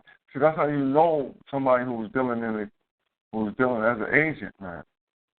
See, because you got too many good backup. Everything is a good backup, too good. Everything is cut, clear, correct, all the time. Well, what Colin say? Your wet crooked. Your Jerry coat got just too much juice in it. Somehow you're showing me that you're not to be trusted. And that's what we talk about media. That is the whole of media. None of anything that you get in the media should be something that's trustworthy. It all was created and manufactured to put outside that box to keep you there stimulated and not thinking about things that are outside of that.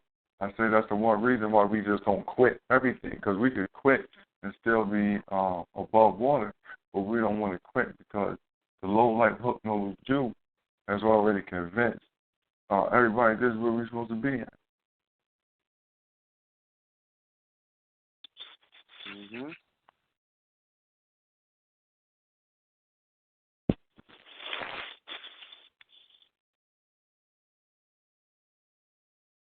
Hold up, my chat room shut down. Can I share a little something that Malcolm, the great Malcolm X, says in the speech that he gives after the bombing of his house? Okay. This is at the end of it. It says, if you recall, when I left the Black Muslim movement, I stated that it wasn't my intention to even continue to be aware that they existed. I was going to spend my time working in the non-Muslim community, but they were fearful if they didn't do something that perhaps many of those who were in the mosque, in parentheses, Black Muslims, would leave it and follow a different direction. So they had to start doing a takeoff on me. Plus, they had to try and silence me because of what they knew that I know.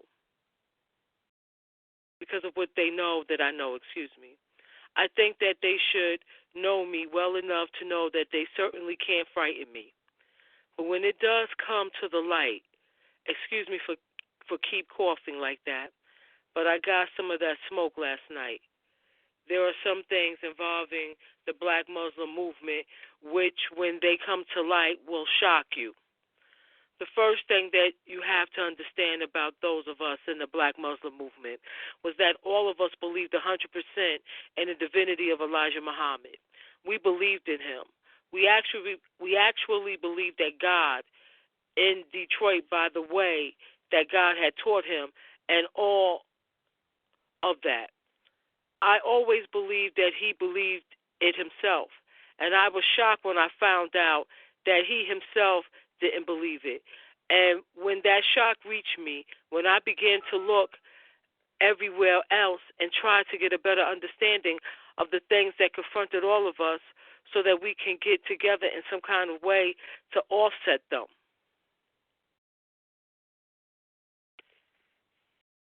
And I find that paragraph very interesting, or the two paragraphs very interesting, because he alludes here to tactics that were being deployed against him, such as the bombing of his house. He might have not been for sure if it was them or the FBI or a collaboration.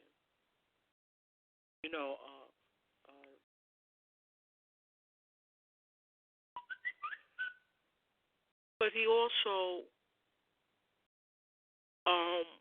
showed that they were fearful of him because he was moving away from that religion of perversion, focusing strictly on being an African, that he would pull members away. And they couldn't have that either. So, that only adds more evidence to their culpability in his assassination attempt. And the realization that Elijah Muhammad was a man and not, he came out of the brainwashing of seeing him as being a god. Whatever caused him to come up out of the fog and wake up and realize that Elijah didn't believe the things that he was saying about himself being a prophet and all of this and that, his damn self.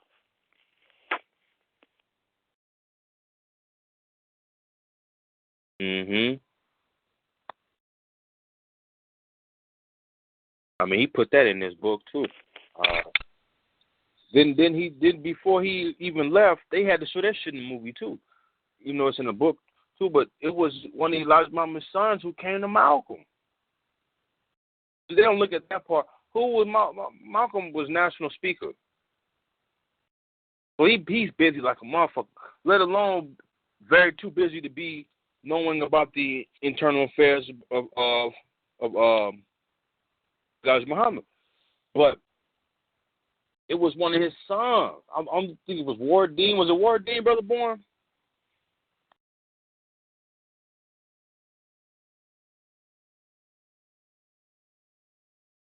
I believe that's who it was. Yeah, came to him. And let's be real, it don't take scientists to see that. I think Elijah Muhammad had a speech. The speech, the talking style between him and Malcolm was very different. Very different. And the topics that Malcolm was able to cover, and and the detail he was willing to go into them. Elijah Muhammad talked like down south. He was very, very, like my uncle talked real slow. You know what I mean? Very basic. But Brother Mikra, man, I heard some. I can't remember where I read this or who I heard make the comment, man. But they said that, man, Malcolm used to say all the time, Elijah Muhammad teaches us. You know what I'm saying? But he would say that he would go into some teachings that was nothing that Elijah Muhammad teaches would really be his own teacher. So he would give the credit to Elijah Muhammad on it. You know what I'm saying?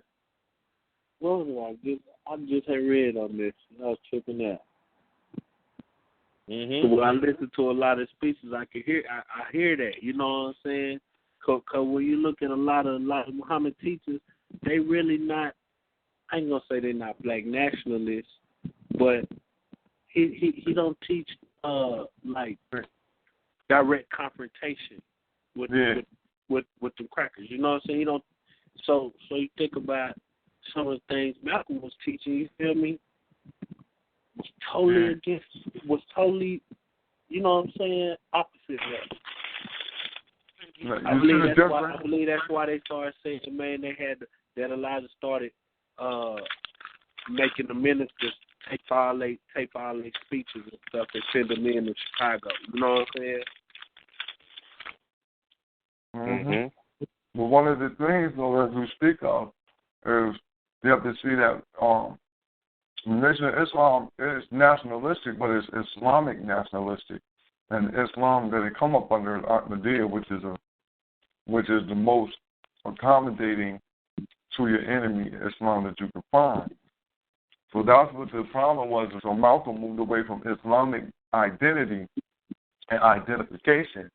He moved it to the greater scope and context of Africa.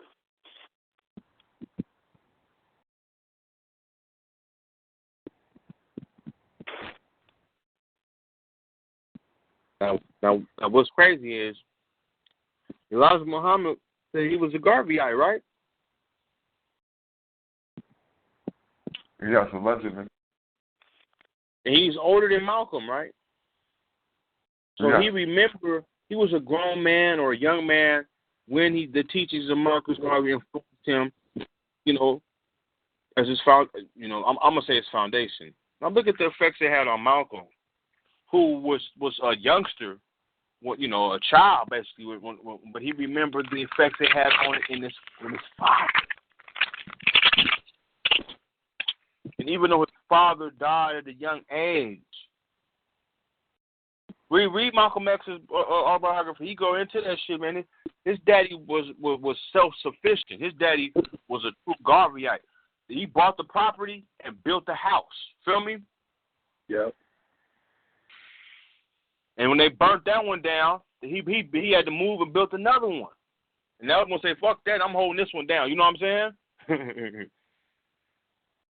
So he remembered that strength as his father from a young boy. Then he seen the effects it had on his mother and so forth. So he had that as his foundation before he even heard the principal teachings of Elijah Muhammad. And it's ironic to me because here it is a man who is Elijah Muhammad who say he was a Garveyite and was a grown man when Garvey was out there, and a man like Malcolm X seemed to be more consistent with Garvey's talk than Elijah Muhammad was. You know who else said there was a Garveyite too? Noble Drew Ali.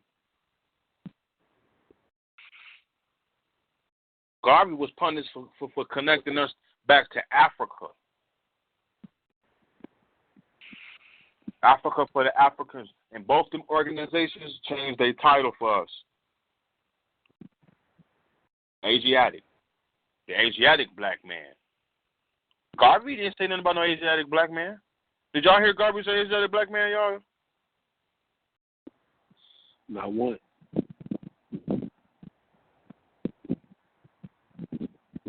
It was wrapped up more into the ideological theories of the religion and function. When I hear religion, I think of control. Cults like control, right? That's why you think you got so many different denominations of one group with one book. Got over 430, however many different factions, and they got one book. Control. I'm gonna change this a little bit so I can be in a position to control. Ooh. All of them want to see, and all of them want to be overseers of people. They want to manage people's lives and shit. They want to be, they want to be leaders. Because both of them was Masons. We talking about Farrakhan. We talking about Elijah Muhammad and Noble Drew Ali.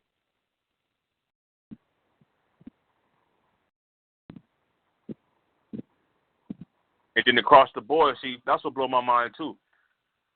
There's so much. A lot of the revolts was taking place not in the areas they thought it was going to take place. Chicago and California, for example. I'm thinking for myself when I say this. A nigga like Malachi Z. York wouldn't have made it out here. I'm being real. Niggas wasn't fucking with Farrakhan in California. Niggas wasn't fucking with Farrakhan in California until Khaled came. Look, do the numbers. Go look at the research. Farrakhan put Khaled. You mean y'all wouldn't have welcomed down the bars, mate? Oh. Hell no. Hell no. See, people don't put that in the context. See, people don't even tie that aspect in with hip hop. Like this off topic, but I gotta put this shit in here. Like the minute I ain't even seen the straight out of Compton shit yet, but I know the shit. We live the shit out here. But the minute that shit came out, this nigga Red Pill and Black Dot, and I'm tired of this shit. Like these niggas constantly they destroyed hip hop, nigga. You niggas had pistols and shit on y'all shit. Y'all was just talking different grammar. But the thing they fail to mention is that nigga L.A. period. L.A. We ain't talking about all of California. Southern California, Los Angeles experienced 2 riots in half a century. Big riots, banging on the police, fuck the police, nigga, and the National Guard. Oh, them niggas was working with the Illuminati, but they were saying fuck the police. That shit don't make sense to me. Look at Geronimo Pratt. When he in California, police. Busting on the police. Look at Geronimo Pratt. Police, right? Look at police, right? Yeah. Nigga, we don't give a fuck about the police out here. Because police in California gang bang too. You got Crips that's police. You got Blood that's police. You got Southside Messers that's police.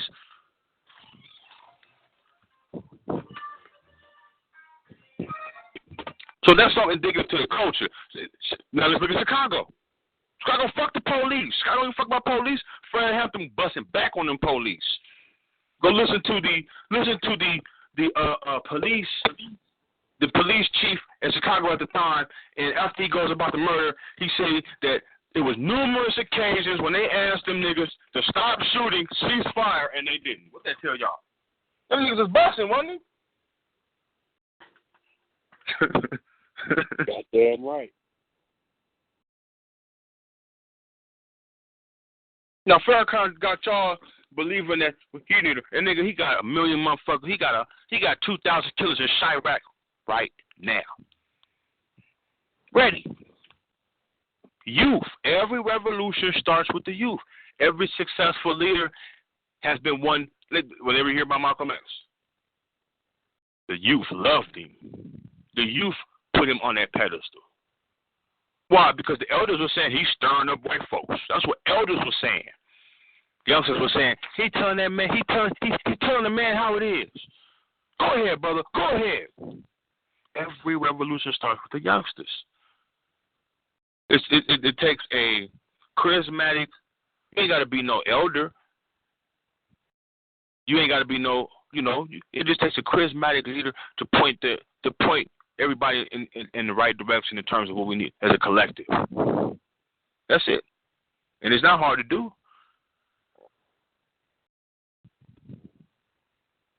That's why they target gang leaders. Because they know every gang leader has a charismatic nature. And that means even if it is a gang, even if it starts out as a gang, charisma is charisma. And they know black people change for the good. We bump our head and shit like that, but when we start really seeing what the problem is, we speak on it. What am I talking about? Larry Hoover, for example. I think they had Larry Hoover locked up since he was 15, 16, y'all. No murders. They ain't got him with no pistol, no nothing, since he was like 16. And he's responsible for starting one of the biggest movements in Chicago, the GD Nation. 15 years old, y'all. See what I'm saying?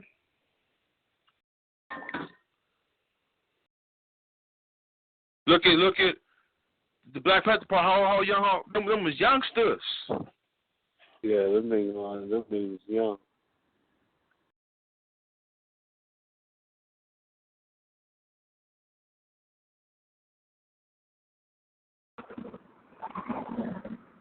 So the new propaganda that's out right now is to make sure youngsters ain't. I mean, they've created this culture of individuality among us. This is the effects, and we got to assess this shit and put it in its proper place because we are the children, we are the grandchildren of the civil rights movement. Political programs take 2 decades to work out. That's how you see the results. 20 years later, you see if this shit works, right? I was born in 82. God damn it. That's 20 years after 62. A civil rights movement, right? Mm-hmm. Now, go ahead, bro. Like I was just gonna say, when you say they breed individualism, and then they give us the only other outlet besides individualism when you want to be a group, and when you spoke on Mr. Farrakhan, is when point that out, is that's the one outlet they give you for your expression of any type of rage right now. They put the context and set it up for us with this million more march, whatever the hell it is, justice or else, but they give you your only outlet. Exactly.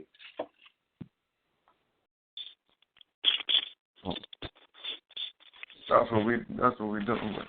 Hold on. Okay. Sherry, Brother Born, and it makes me think of what Dr. Amos Wilson terms is historical amnesia. Because I don't know how people could say Farrakhan's been a good leader, he's a great man, and the things that you and Brother Minkara have broke down regarding his traitorous history, his traitorous past, amazes me that anybody could say that. Okay, let's say you don't know about Malcolm. Let's say you don't know that. You have to know about Dr. Khalid Muhammad. Anybody that's 30 and up has to know that.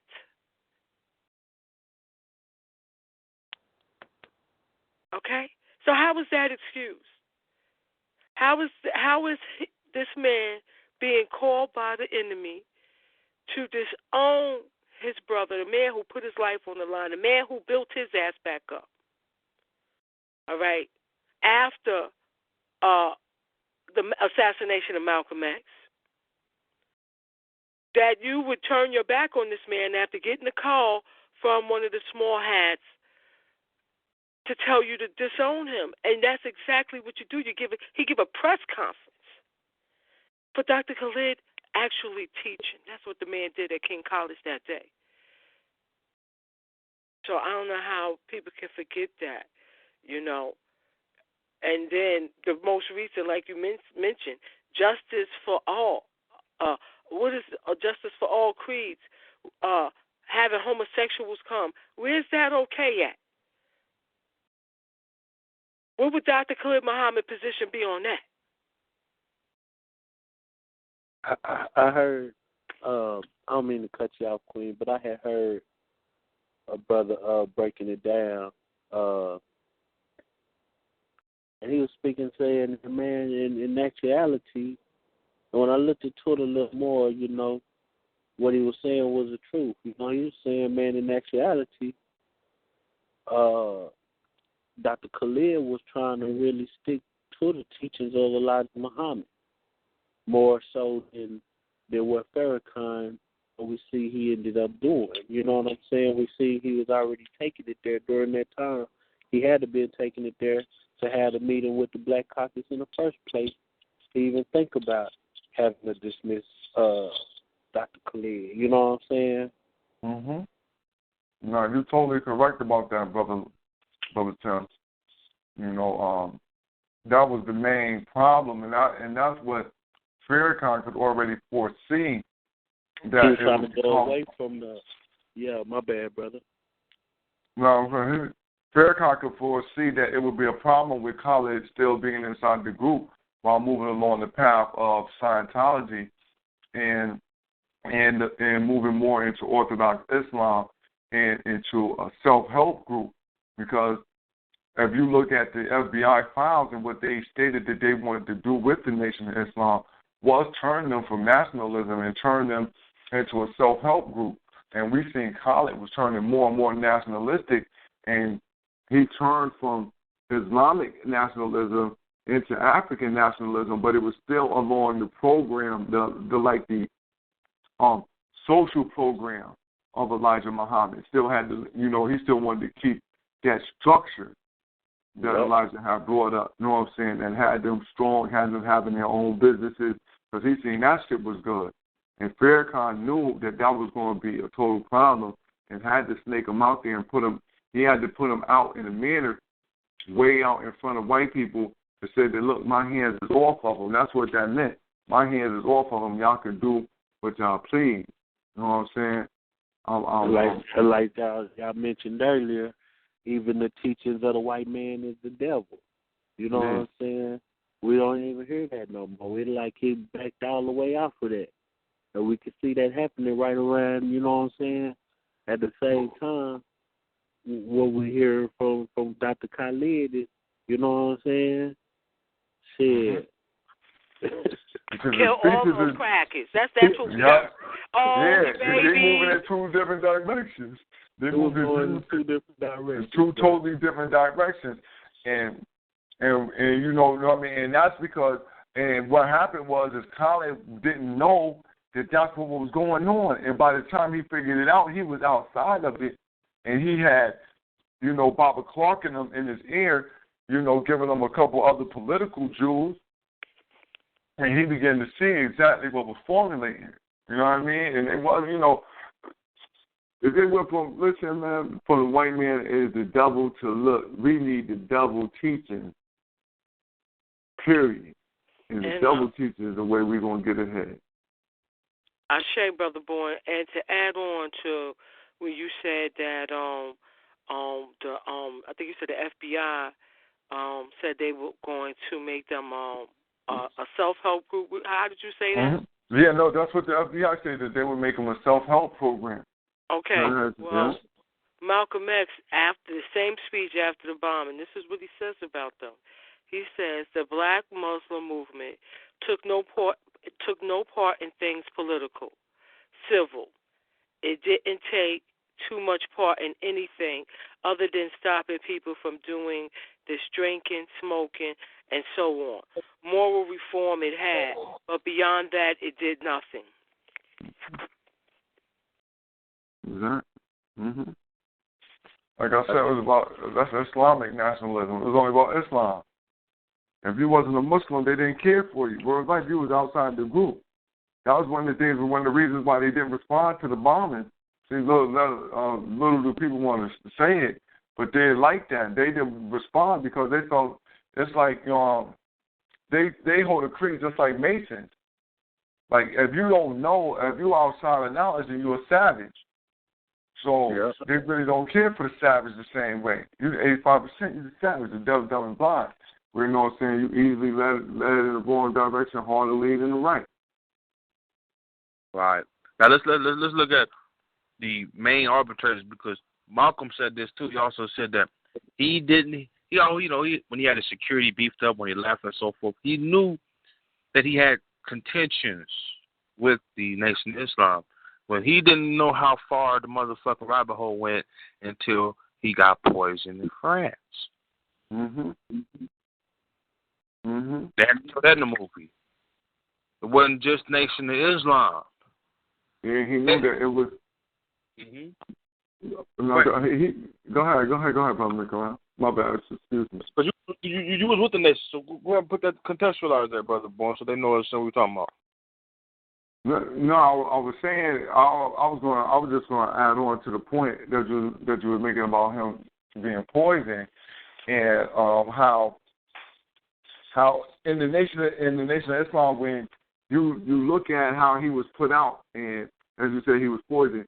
That's when he realized that the Nation of Islam group was connected or was a product of something bigger. That's what it was. He realized that, no, I'm not yeah, the Nation of Islam don't like me, but he realized that they were the product of, I'm going to say Jews. I'm going to say the Jews created their shit. I'm going to say the Jews created the Nation of Islam because them the people that the Nation of Islam go after the hardest. They fight against the Jew the hardest. And I know the Jew is the money bandit. And the money bandit pay both sides for opposition. And the money bandit also control their own opposition. So the people who speak the loudest against them, I know that them the ones that he controlling, like a.k.a. the Ku Klux Klan, who always the low-life Jew, this, that, and the third. And they pay them. And as the same way that we know that, hey, H.L. Hunt was paying the Nation of Islam, giving them money and also giving money to the Ku Klux Klan at the same time. So that shows that, both opposition get paid. And so that's what Malcolm could see once he went outside. As you were saying, once he became international, once he began to really become privy to the information outside of being in the Nation of Islam structure where information was guarded, or there was only certain things that he wanted to speak about or that he would want to even listen to. So there, once he began to listen to more, he could be able to see exactly what it was.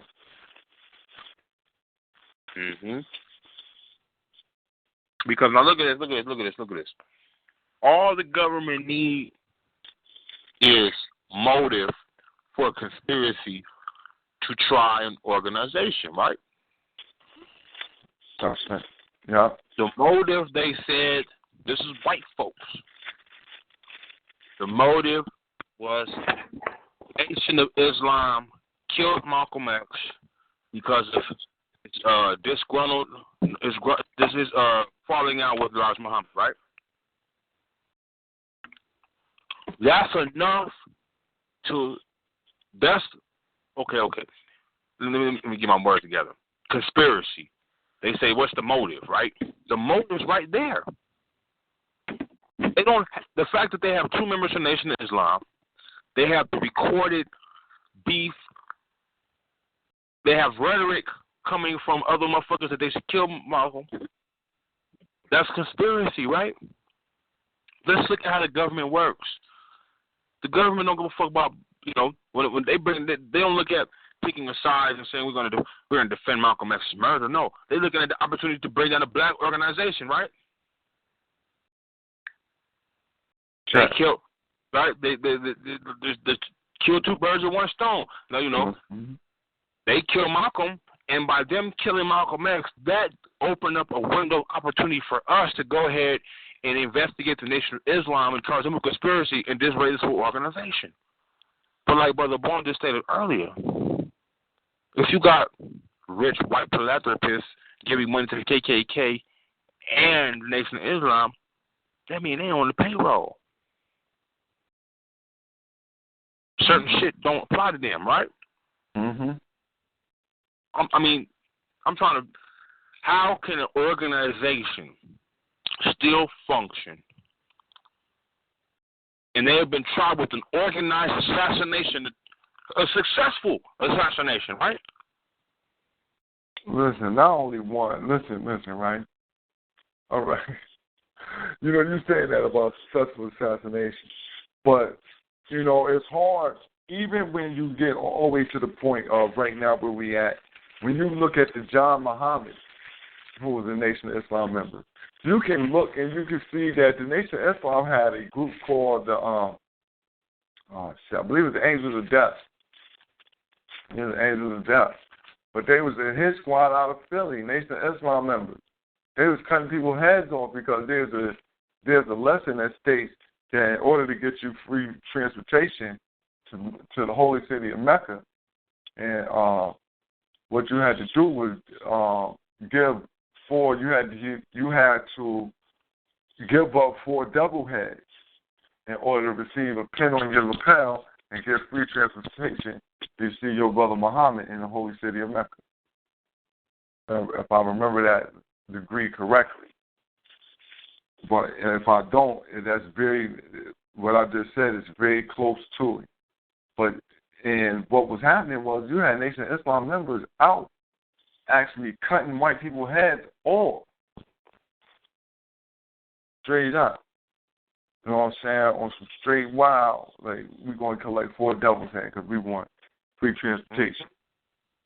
What was that brother name who was he was good friends with Kareem Abdul-Jabbar, wasn't he? And he said that remember Kareem Abdul-Jabbar is an Orthodox Muslim.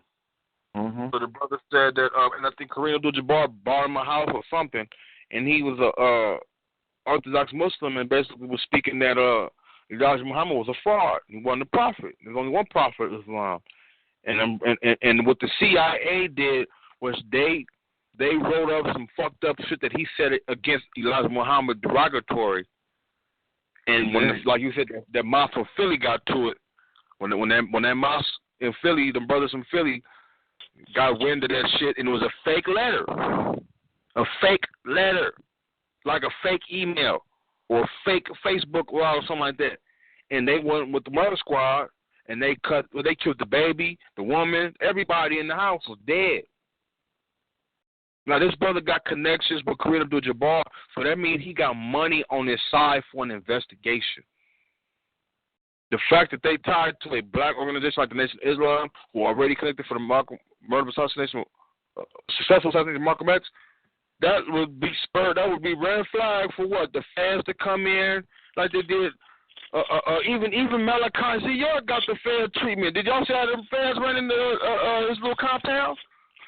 Mm-hmm. They ran his shit. Like, nigga, they had a small platoon. Yeah, a little army out there. Cars, yeah, agents, 545 helicopters. And he was just allegedly for touching kids, not murder. And organized crime and racketeering. Islam got racketeering charges. Shit, I'm surprised they ain't got cracked for tax fraud yet with the motherfucking newspaper like they did at Marcus Garvey. They're a religious organization. They're a religious organization. Non-profit. Yeah, and on the thing, it don't say that you got to pay for them papers. It say donation. Even though they charge your ass the donation charge, you know, it's supposed to be free if you ask for it. Right. So this is we doing some critiquing. We doing some analyzing, because that's what needs to be going on. Some strong analysis of what the fuck is going on right now. Yeah. Like for example, we know that even in '65 there was feds in the Nation of Islam. You mean to tell me they couldn't stop Malcolm X's assassination before it happened, but they were able to stop his daughter from killing Farrakhan? Huh?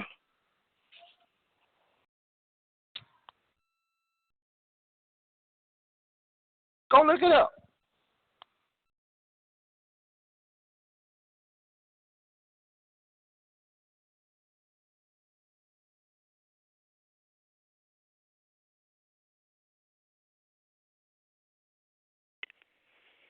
Yeah, I was always suspect about that anyway, though, Brother Mikara. And out of all the daughters he got, she looked just like him. She looked more like Malcolm than all her other daughters. She got the high cheekbones. She looking like a proud queen with her crown on, and her body language says it all. He was more, my interpretation, he was uncomfortable and seemed like he was more scared sitting next to her than she was of him. I think her name is Corbilla or something like that. Yeah, Corbilla. Yes. Yo, he was. She, yo, if it wasn't for them cameras, she was going to jump. She would have jumped on him. Yeah, she was of a good age when that happened. They killed him right in her face. You know exactly. Remember that shit. Yeah.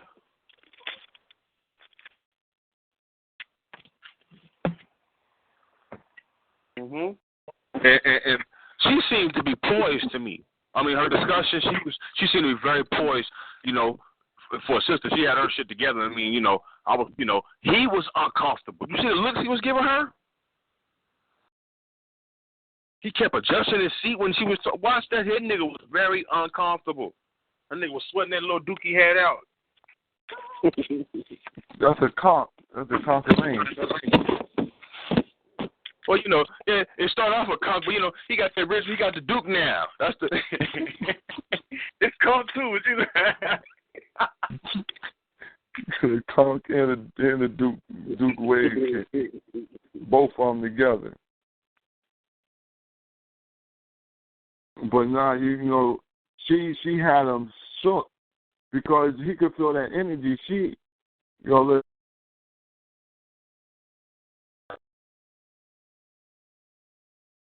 What you say, Brother Warren?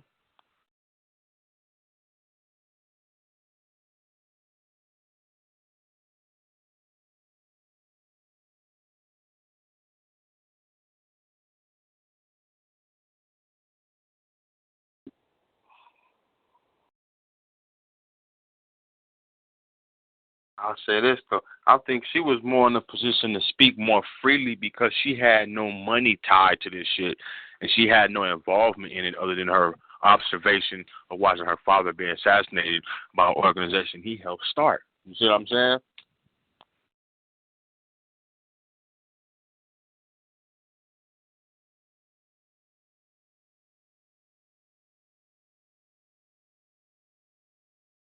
Black Power? Did they cut us off? Black Power. I can hear you, bro. Black Power. Okay, I'm just making sure. We can't be talking. We've been going off too much, man. They watching us too. Yeah, nigga must know that.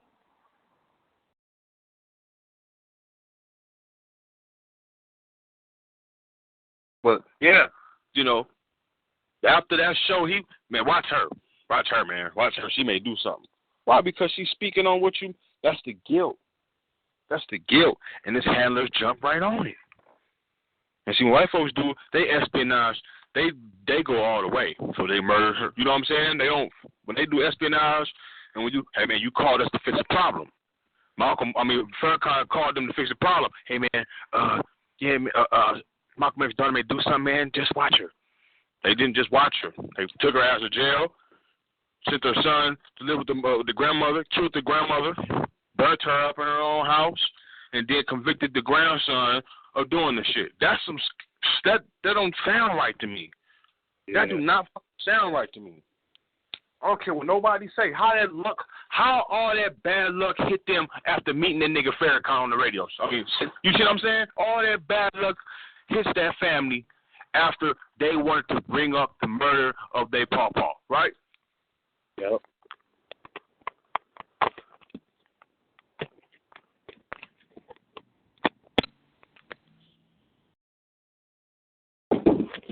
And that's like the tactics that's used on individuals who bring up old shit they don't want to be exposed. You know what I'm saying?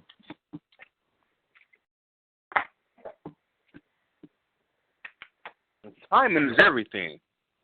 I got to go back and find that. If somebody can find when that interview was. Because after 91, he had a lot of explaining to do. After Malcolm X the movie, he had a lot of explaining to do. It kind of helped refuel the Nation of Islam, but his position was different. You know, he was talking a lot of shit back then. You know what I mean? He was saying the white man was the devil back then because he was needing to get his numbers back up.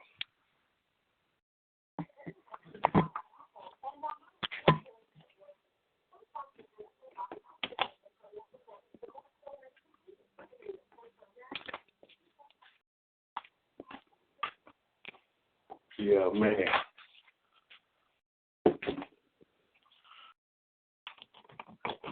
Yeah, he run the Nation of Islam like he's a CEO of a company, not of a leader of a group. You see what I'm making?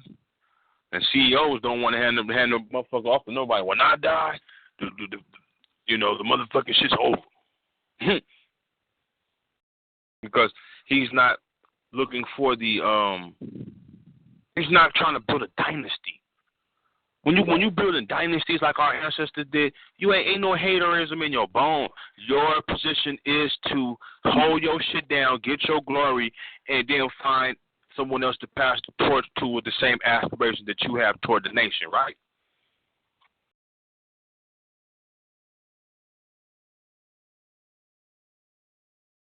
Yeah.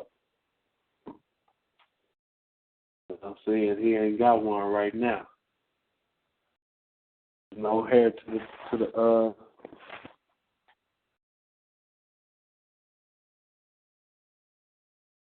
That's how power works. That vacuum gets created.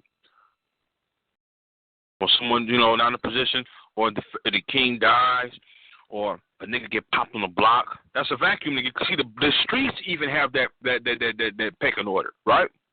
Yeah. Even though the police is trying to control all of that shit, we talking about, when you gotta, the streets to determine who's gonna be the next nigga on the block. We talking about the streets before snitching, because we talking about, the criminal aspects in the streets. But when the when the shit, when it's a good time in the hood. I don't know how to explain this shit for squares, but you niggas from the block know what I'm talking about. The square may not understand what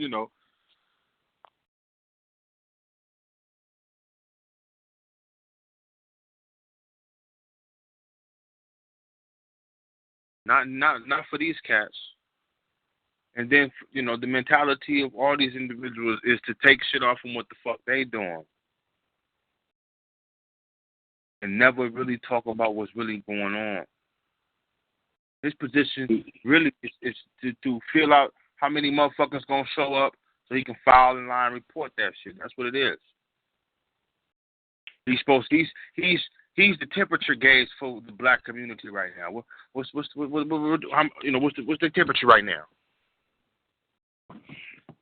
Because he appeals to some of our people as being one who's of militancy and one who's relevant and one who's a leader. He can check the temperature a little bit on that. He can jump in certain topics and conversations that niggas like Al Sharpton can't get involved in. You know what I mean? Niggas like Jeff Jackson can't get involved in. One thing I be seeing that helps him though right now, man. You know what I'm saying? I see niggas say this shit all the time, man.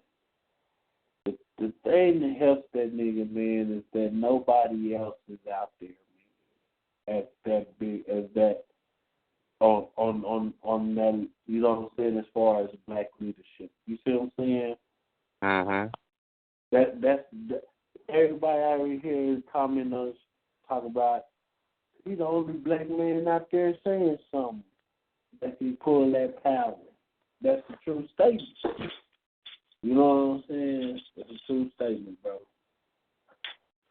That's suspect right there, too, brother. That's suspect right there, because how was he the only nigga up?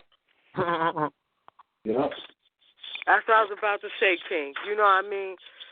Because that means we overlook all kind of foul traitorous shit because ain't no leader. Well, why do our people have to have a leader?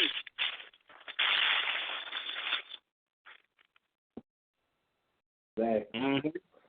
Where did this originate from?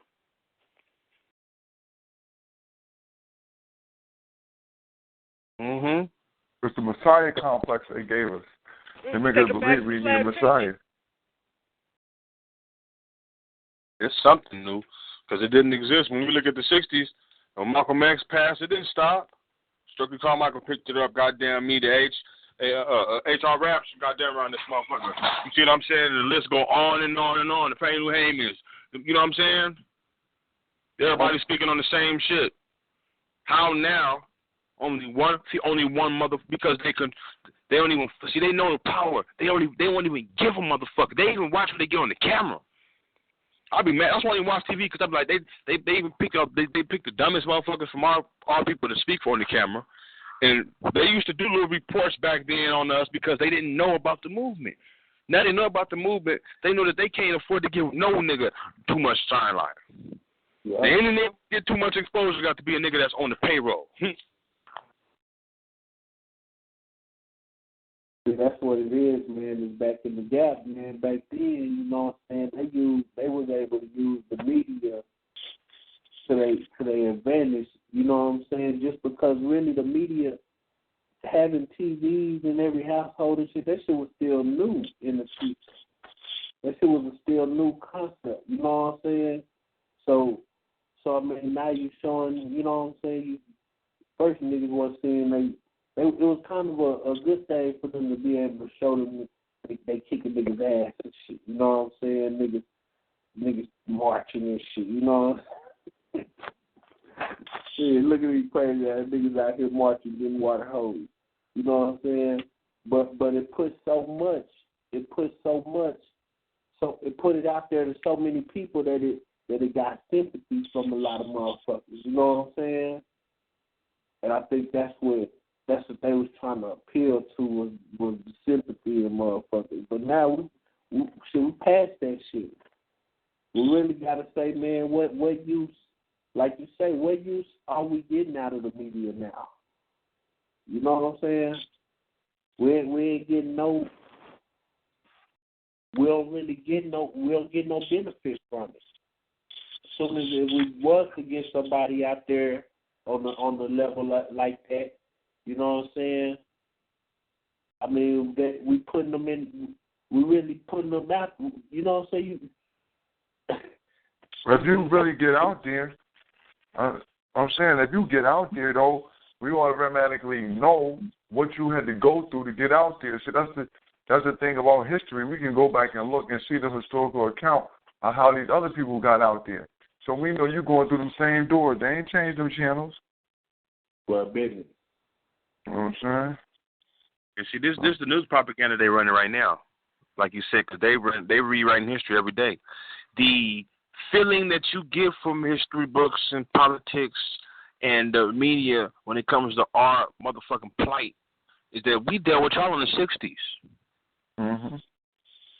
We fixed that in the civil rights movement. What are you guys complaining about? So the minute we get to talking about the same shit 2015 that was going on in the 60s, racism, police brutality, you know what I'm saying, killings. They give you affirmative action. Yeah, when the brother starts talking about that shit, just like, and it sounds like our brothers was talking in the 60s and shit, watch the wordplay that they use on the motherfucker. Why are you spewing hate? I'm never, like what's his name said, it's this new thing called misdirection. Attack you for being right.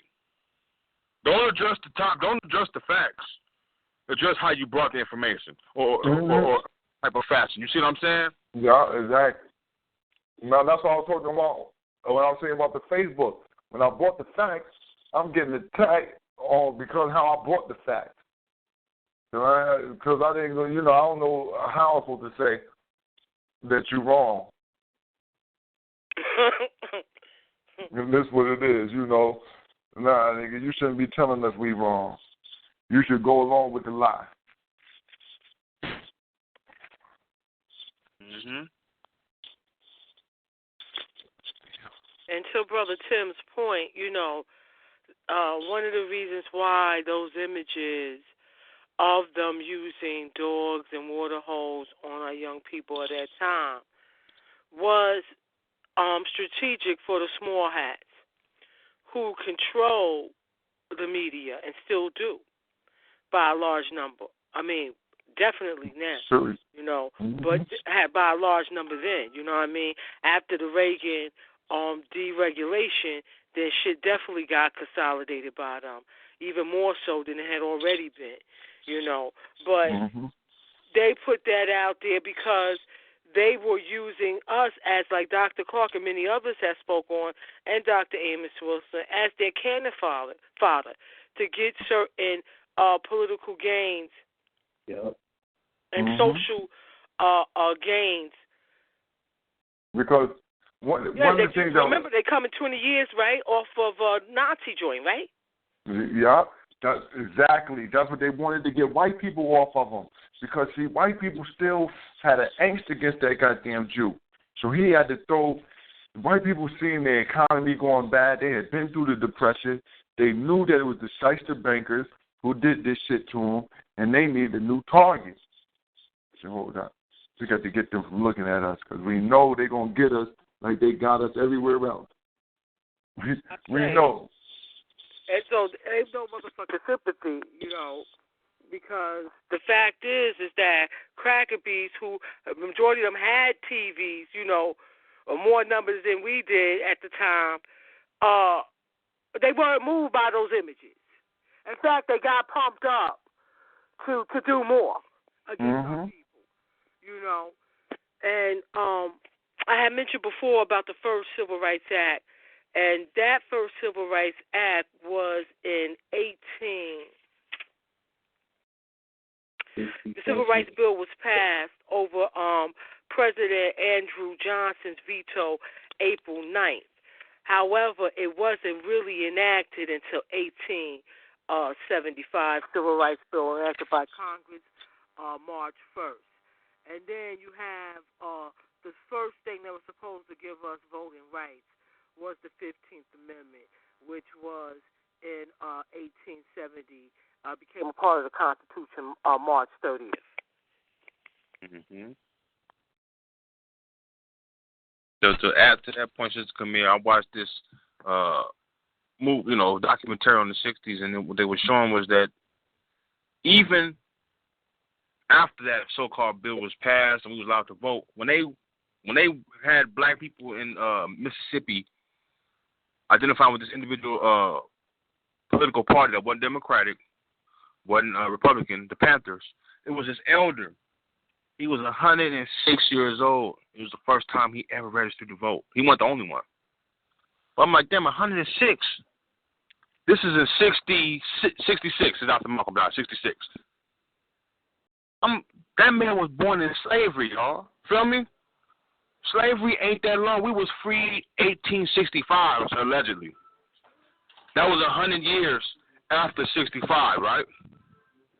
I say. He was 6 years old. He was born in slavery. You know what I'm saying? So that shit didn't happen that long ago. That shit happened. Your grandfather's or your grandma's grandma was in slavery or born in that time of slavery. And we all know what happened after slavery with the propaganda that came after that. The birthright for, in order for you to vote after they freed us, we still couldn't vote because you had to own property. If you didn't own property, you couldn't vote. If you couldn't read, you had to pass certain literacy tests. You couldn't vote. What was the other one they had? But there was other stipulations they put in place so we couldn't vote. So 100 years. We just now put it like this. We just now getting hip to the voting shit now. Why do you think we static over President Obama becoming the first black president? Show you how really immature we are with politics, and because the relationship we have with slavery. And you saying 100 years, look around. We just in the 50-year anniversary of the second Voters' Right Act that they had to have, because they had to come up with a new one to give us what we would to break us up out of the slavery that they had kept us in. So I only give us 50 years, man. We're barely 50 years out. Yeah, but it say that the Constitution don't mean jack shit. Mm-hmm. Because the 15th Amendment on March 30th, 1870 is supposed to take care of that. And it did for a little while. Till the real beast came out. Yeah, the real BC. But that has not, you know what I'm saying? It's not like it's been removed from the Constitution. So there should, 100 years later, there should have not have to be a Voting Rights Act, which every 20 years have to be renewed by Congress. That should not be the case. Notice it every years. Notice that, because they know revolutions roll in every 10 years, in every generations. 20 years is adequate. Yeah. Like what you said, we 20 years after the Civil Rights Movement. Mm-hmm. Grandchildren of the Civil Rights Movement. No, you're right. You're right, Nicaragua. You're right. See, because they have to control that. See, they want to see what kind of power are you trying to give yourself.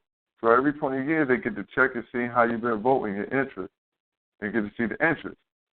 Right? Like what the Jews always looking for. They always looking about the interest. You know what I mean?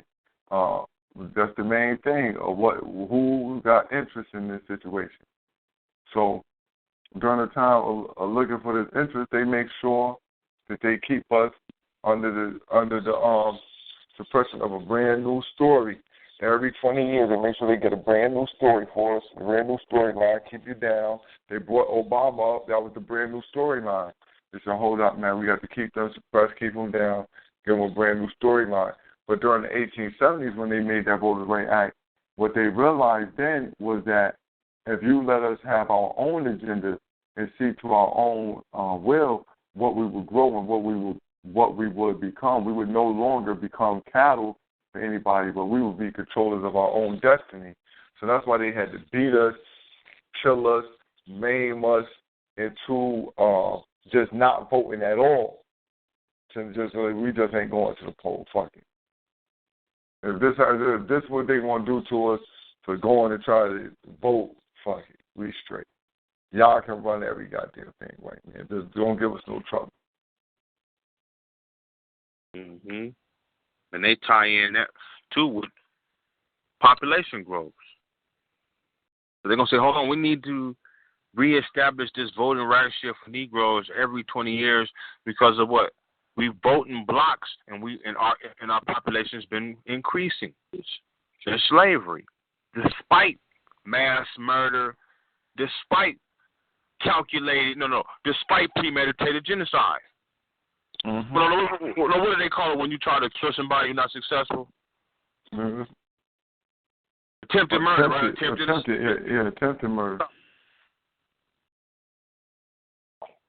Attempting genocide because they're still doing it. Despite that, our numbers are still increasing. And see now, but really, now they're making it to govern all minorities because look, they were so focused on us, they didn't see the Latino populations rising. Well, it's convenient for them. Well, they don't have to really police them because, believe it or not, I'm speaking for Texas. All Latinos in Texas vote Republican. See, I'm getting this from Brother Bone right here. Ain't nothing in the world worse than a wannabe little hat, a wannabe small hat. Well, it would be worse. I'm gonna tell you to get me even more tripped out. The Mexicans down here, you know what I'm saying? You know, when they go to jail and shit, they identify themselves as white. Yeah. They're taking on and Republicans because you can be white and Latino. You know, they changed that shit now in the 2010 census. You got white Latinos.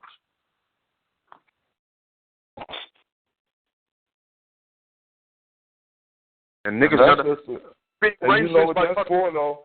See, you know what that label is for? It's to create a new white people. See, you can't create a new black people, but you can create a new white people.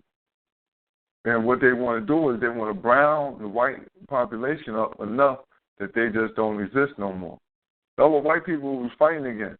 White people fighting against that. Francis Cress Wilson is correcting that the white people are fighting against genetic annihilation, and they're being pushed towards it. Like when you got a population of people who are already mixed breed, they don't care. When you got a population of Asiatics, Asian, mixed white and Asians who control the population and who are really playing control over a European society that they created, a European penal colony over here in America that they created. They realized that the one thing that we need to do to them is make them not exist no more as a separate people, because as long as they separate like that, they come with the same idea that we come with, that they better. And that they the chosen people. We don't need two chosen people out here. They're the chosen people. And see, that same thing, and all they do is put their own cultural twist on it. The chosen people, the Calvinists, they said they were the chosen people. And they put even, like we was talking about previous show, they said what they were looking over, it was two races, the blessed and the damned, basically, right? Yup. Exactly. You know, and that's how it is. You know, and since they cut it like that, they cut it the same way. You got Africans and you got non-Africans. Everybody is fucked up. You either in or you out. And it just show you like they propaganda. This society is really fucked up, man. Because on one, like the homosexual shit that they pumping, right? Notice that they can tell we can take a man, we can change a man and make them a woman, and I think vice versa. But they never say we can turn a white man into a nigga. We know we can make a nigga a cracker, and he can still be black. We can't never turn a white man black. Ever. Never. Look at Eminem. Not even Michael Rappaport. Thank you. Because he's comfortable being white. They talk, when you see like white folks who be hanging with niggas, they might have some braids. They talk that way like how we do they think that pleases to us. But in actuality, they're comfortable being white. There's no self-hate there. There's some envy. They envy us. But they feel comfortable being white. I'm very fascinated by Mark Wahlberg and Eminem. Marky Mark didn't like niggas. Y'all know that, right? Never liked niggas. Jew rapper. Man, niggas is, you got niggas, I'm going to take it to something relevant. You got niggas siding with, the more recent, my little brother, the Meek Mill Drake thing. And I don't watch TV, but that nigga showed me a video where this nigga Drake got on a little hat, and he in the synagogue, and he still gets street cred. Like, you niggas is that lost? Yeah, niggas still, he's a regular old small hat. I try to tell niggas he's a regular old hat. Y'all motherfuckers let these goddamn hats come in here and trick your ass with all this motherfucking bullshit. The hats went from higher behind the board to they just threw hats right on the screen. Fuck it. There's a new Beastie Boys. Because there was a bunch of hats. Motherfuckers be talking that shit about NWA. I'm going to tell you, Russell Simmons is the one who sold out goddamn hip-hop. Thank you. He sold out fucking hip-hop. Run DMC Woo, Rock This Way. Yeah, when Russell Simmons sold it out, he sold that shit to that goddamn stringy hair white boy, what's his name? Rick Rubin. He sold it out to Rick Rubin. They bought that shit. They bought the rest of the shares of the Def Jam company, and Russell Simmons defined to them what hip hop was. And once he gave them a working definition of what hip hop was, they ran with it and started to create what the fuck they said is hip hop. Because once they had the definition, they could redefine it for their own selves and then give it to us because they control the fucking media. They control the airwaves. Because before then, our music just could play. They couldn't tell you what the fuck you were supposed to be saying, what you couldn't be saying. They couldn't define what the fuck the hip-hop was about.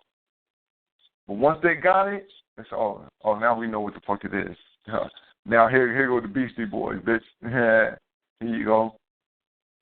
We got something for y'all. And they just restructured what the fuck it was and start to use it against us slowly but surely because you can't do it all at once. Yeah. And they kind of gave a commercial definition.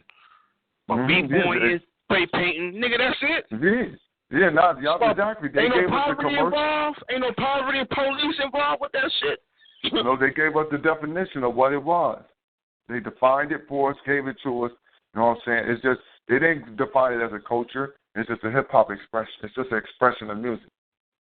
They didn't put along with it exactly how it came about through, like you said, through the wanting to tell the stories of the hardship, getting fucked over by the police, of our mothers being strung out, fathers being strung out, babies getting raped.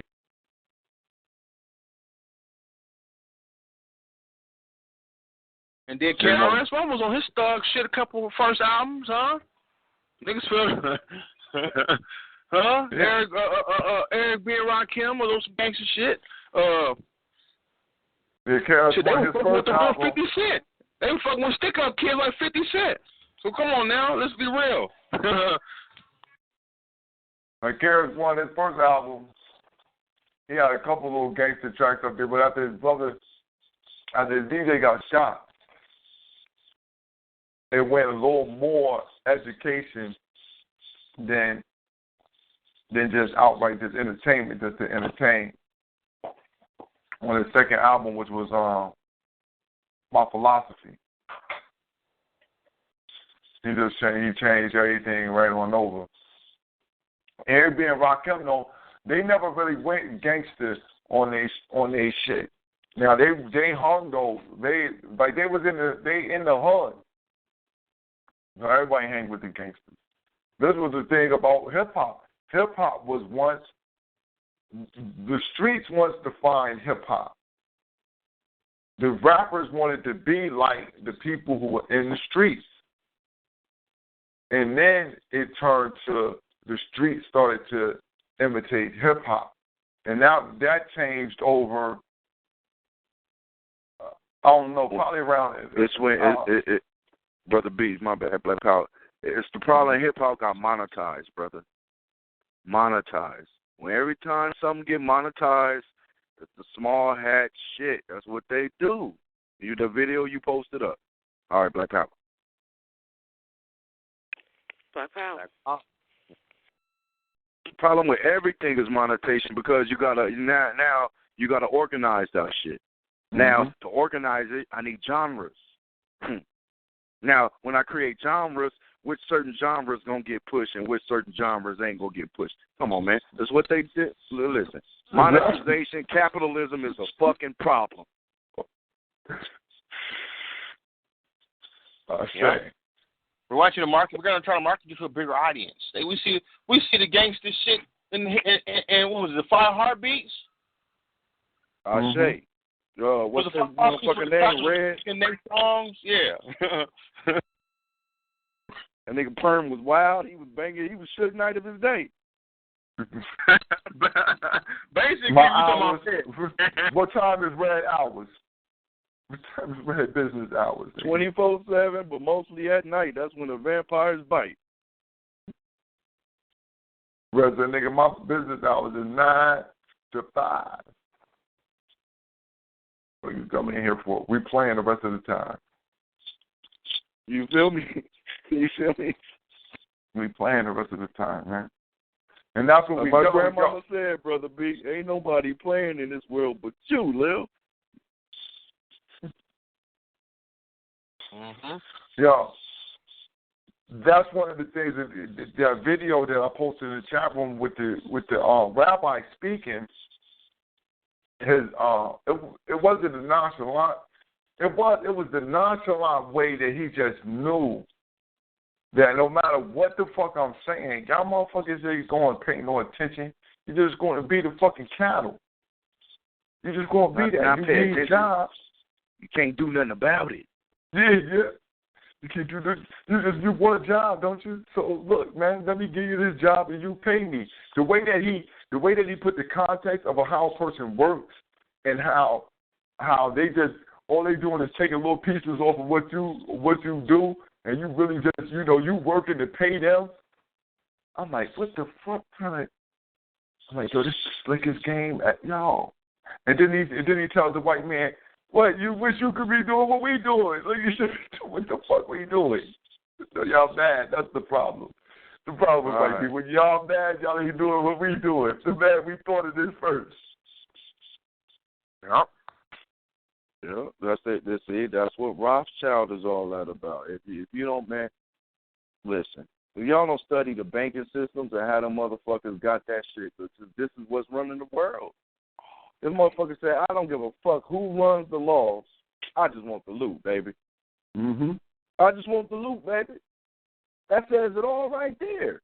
So anytime something is monetized, it's over. It's over. You fucked up. Only other counter to that, like I call that hot water. Capitalism hot water. You sitting in the tub burning in hot motherfucking water.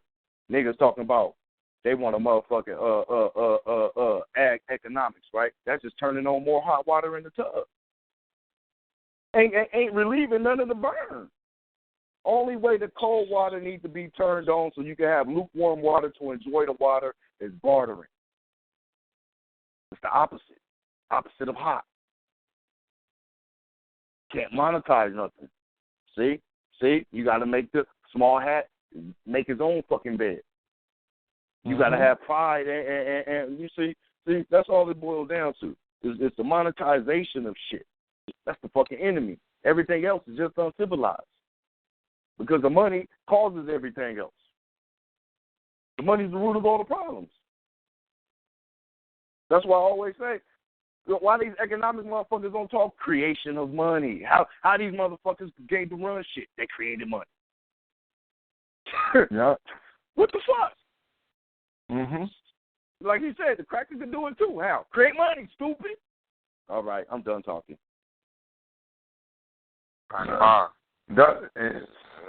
There's another element they added to that. Not only did they create money, but they ran a system of intimidation that made motherfuckers only use money, their money. Mm-hmm. Everybody used gold, silver.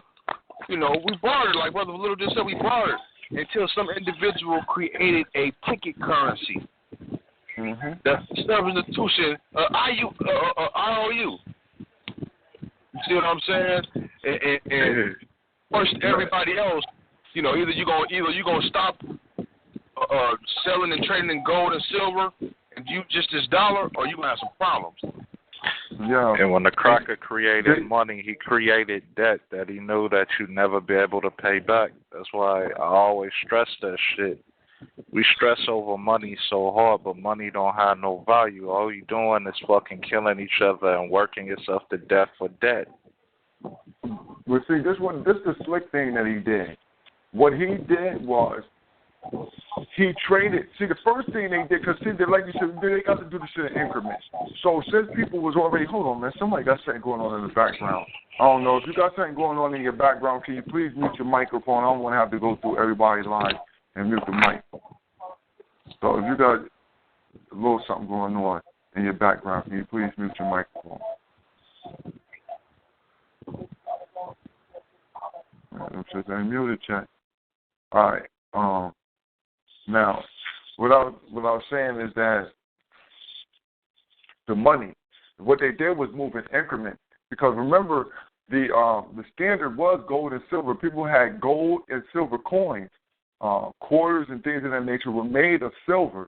That's why they got ridges on the edge of quarters and dimes and stuff, because once upon a time people would shave pieces of the silver off from around the edge of the coin. So they started putting ridges in it so you know they could tell if you shaved it down or not. But they moved from the gold and they moved from the metal to the paper, but they still had you would turn in your metal and you would get the paper that had value the same as the metal. And then over time, what people started to just get into the mode was of only using the paper. So once the people got into the mode of only using the paper, once they changed over the system, and Roosevelt and them niggas say, yo, listen, man, we want all that goddamn gold back, man. Y'all can't, it's illegal for y'all to use gold now, turn all this shit in, and they gave us more paper. People never really paid attention to that the paper had changed. Because it still looks like the same $5 bill. If you look at a $5 gold certificate, it looks like the $5 bill that we have today. Or, well, it looks like the $5 bill from 1980. If you look at a gold certificate from from like the 40s, 50s, you see it's the same thing. But the only thing that's different is the stamps on it. The stamps are in red. Gold certificate stamps are in red. Silver certificate stamps are in blue. And that's the only thing that they changed on it. So the people never really realized that I'm no longer working for gold and silver. I'm working Brother B. Which? Just a small thing to add on to that, what you're saying, brother. It's the cracker, brother. Me and you didn't have that option. The money ain't for me and you. This world ain't me and you. It's all cracker shit. You can't blame the black man for none of this shit. We ain't designed it. We ain't built it. We just lived through it. We just survived it, endured it. That's it. The money shit was designed for crackers, buy crackers for the crackers. Your job was to work the land for the cracker. That's it. They wasn't thinking about paying you shit but an ass whooping. See? So that shit is on the crackers, and they let that happen. Anything wrong with America, that's on the fucking cracker why they let that happen. Reason why? You got to know history. Why did they leave England? Because they shit was fucked up. The cracker shit. They brought the same fuckery over here. Usury laws and everything else. It's cracker crack the shit, bro. Now, Crack hold the on, shit. brother, check this out. Hold on, brother, check this out, right?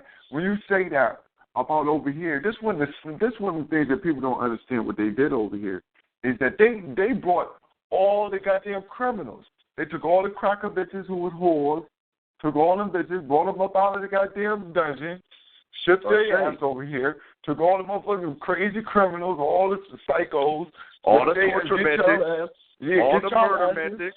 Get the fuck over there in America, and y'all go over there and colonize this new shit for us, because we're going to let y'all out of jail. We're going to write some shit up and let y'all out of jail. Who did that? The same small hat that we know he said, fuck that, we got some new shit to get into. Because they couldn't keep getting money there. They couldn't keep getting money.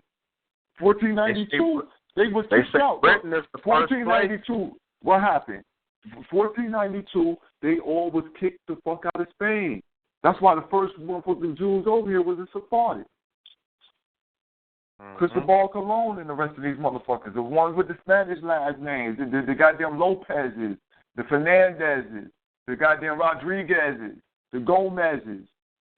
These motherfuckers who you don't even think is Jews. The Salazars. Yeah. Yeah. Black power. That's what I'm talking about. Now, when they come down, we talking about Britain is the first place in history to have a debtors prison, where they lock motherfuckers up who couldn't pay their debts. Look it up. Speak on that, brother. Look up debtors prison. That's all you gotta look up. Debtors prison. You're gonna see Britain.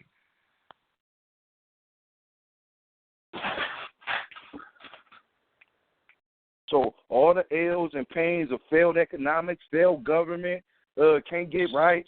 Yeah, that's what the crack is. The real name is can't get right. The motherfucker can't get right. Not at all. So everything's failing. How the fuck you failing? What you done did? Nothing. See? All cracker shit. All cracker shit. Crackers complaining about the cracker shit failing. Complaining about they cousins and shit, and they take it out on your ass. Like Mega Rod was saying, you get in an argument with you and him and this girl is arguing, right? Somebody with cracker couple come, they start jumping on them. That's what the crackers do. They arguing. Oh, there go some niggas. We gonna fuck these niggas up, and then fuck you, Charles. And we gonna start arguing after that. That's all it is, man. You know, the use of the motherfucking resources. Motherfucking Jews say, look, man, we got so many goddamn diamonds, and we let these motherfuckers out on the market. You'll buy them motherfuckers for the price of a dozen votes. But hey, see, just like they know our history. See, all Europeans, they're all the ones that's in power. What they're trying to do is I want to get my shit right. I think it was Constantine. They want to build a 1,000-year empire. Mm-hmm. They can never do that because they got internal issues among themselves. See, the biggest image that motherfucking white folks put together is that all white folks are in line, in tune, and on the same page. That's one of the biggest historical lies in history. They've been collective now in the past 100, 200 years. But, shit, as a collective unit, like, for example, the same, okay, like the little hats are in power right now. Their focus, the motherfuckers coming in power to take that shit, is going to be other crackers. Well, can I prove it? Hell yeah. History, this shit has already happened before. Every time the Jew history is shown, every time Jews get into something too long, the shit goes because other crackers find out about the shit. And other crackers see that, why did they hear it? Because they play both sides. They play niggers and they play like they whites, but they only after Jews. When they say the most anti-Semitism takes place in what? The Jewish community. When we look at the second wave of European immigrants that came over here, anybody seen God of War? Remember that movie God of War with Nicolas Cage? Lord of War. I'm thinking about the video game. You seen it? That nigga was a Russian. How was he able to get to America? they play like they was Jews. Mm-hmm. They ain't nothing in the world seems worse than a wannabe little hat. Mm-hmm. Yo, that's what, you saying that, right? That's one of the slick shit they got going on. Yo, all right. How the fuck, all they did was just start saying they was Jews.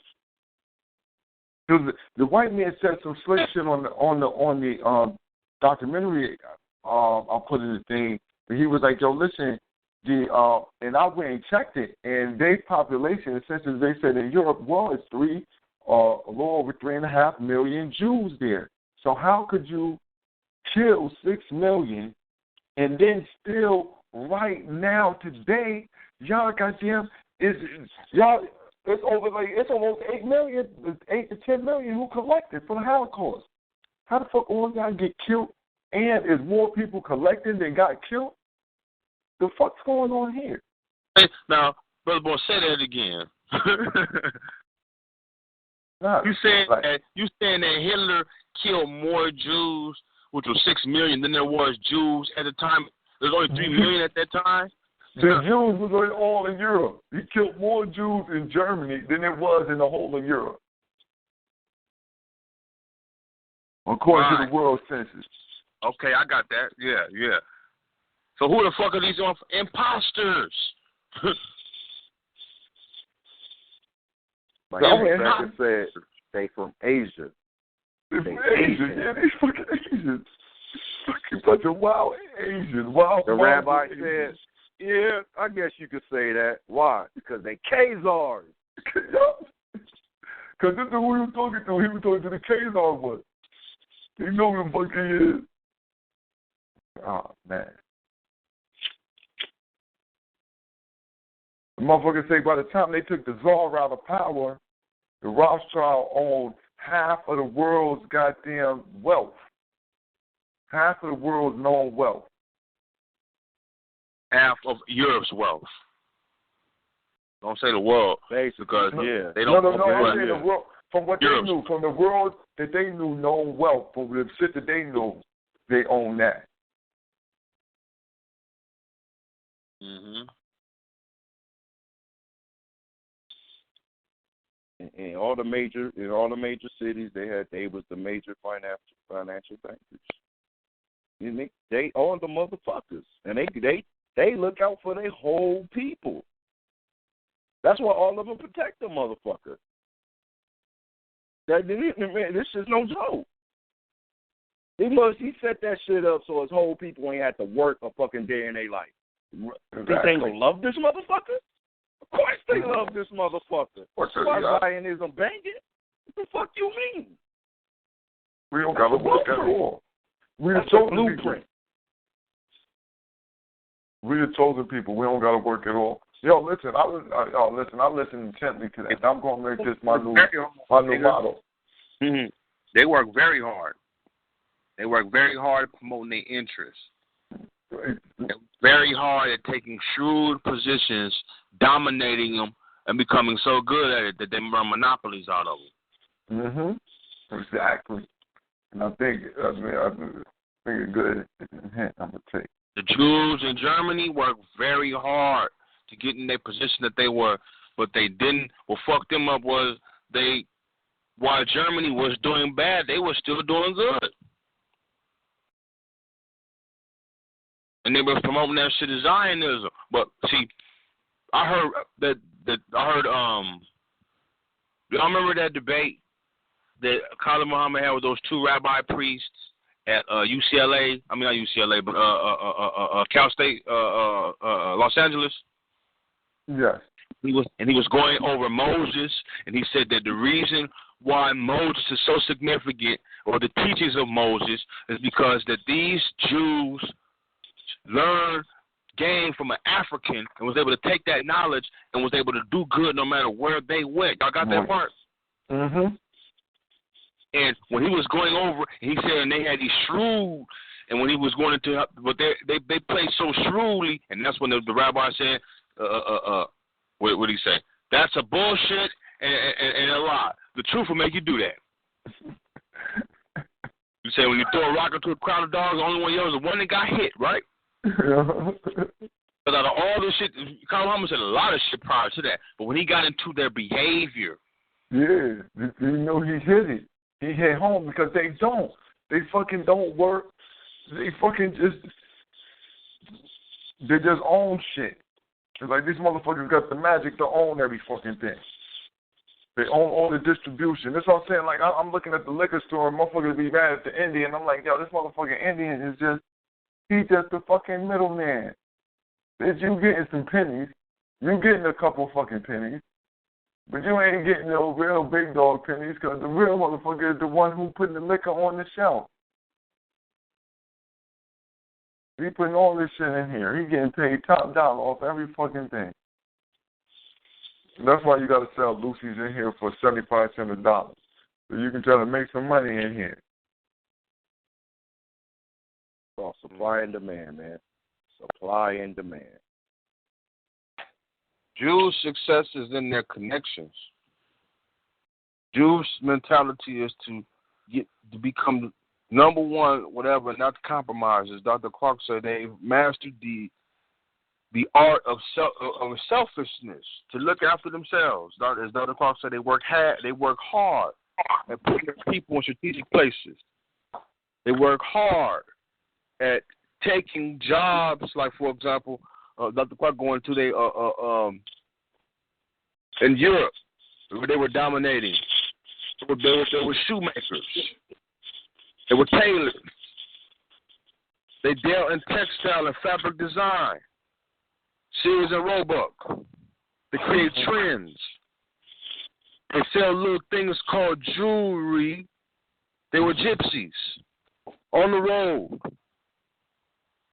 You know, you guys little gypsies, they come in there, they fix jewelry, clean jewelry, sell little trinkets, have little potions, little elixirs. They're the circus. That's how they really blew up, the circus and shit like that. And when they got their money, they lobbied their money together. They put themselves in they knew the essence of politics. It was Jews that created NAACP. You'll never hear about Jews talking about abolitionists. And the first Jews that came over here were slave masters in the South, doing very well. Yo, listen. I watched the joint, where they had a statement that stated that over 75% of the Jews owned slaves in the South, right? Well, right after that, they said all of the Jews, though, were abolitionists. I said, now that's one of the craziest fucking statements ever.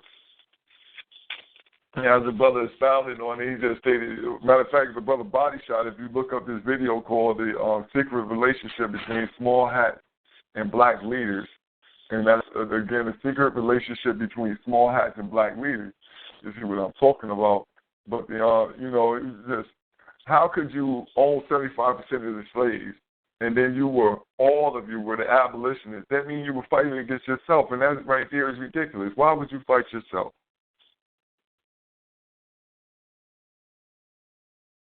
Y'all own 75% of the slaves. All you got to do is set them free. Mm-hmm.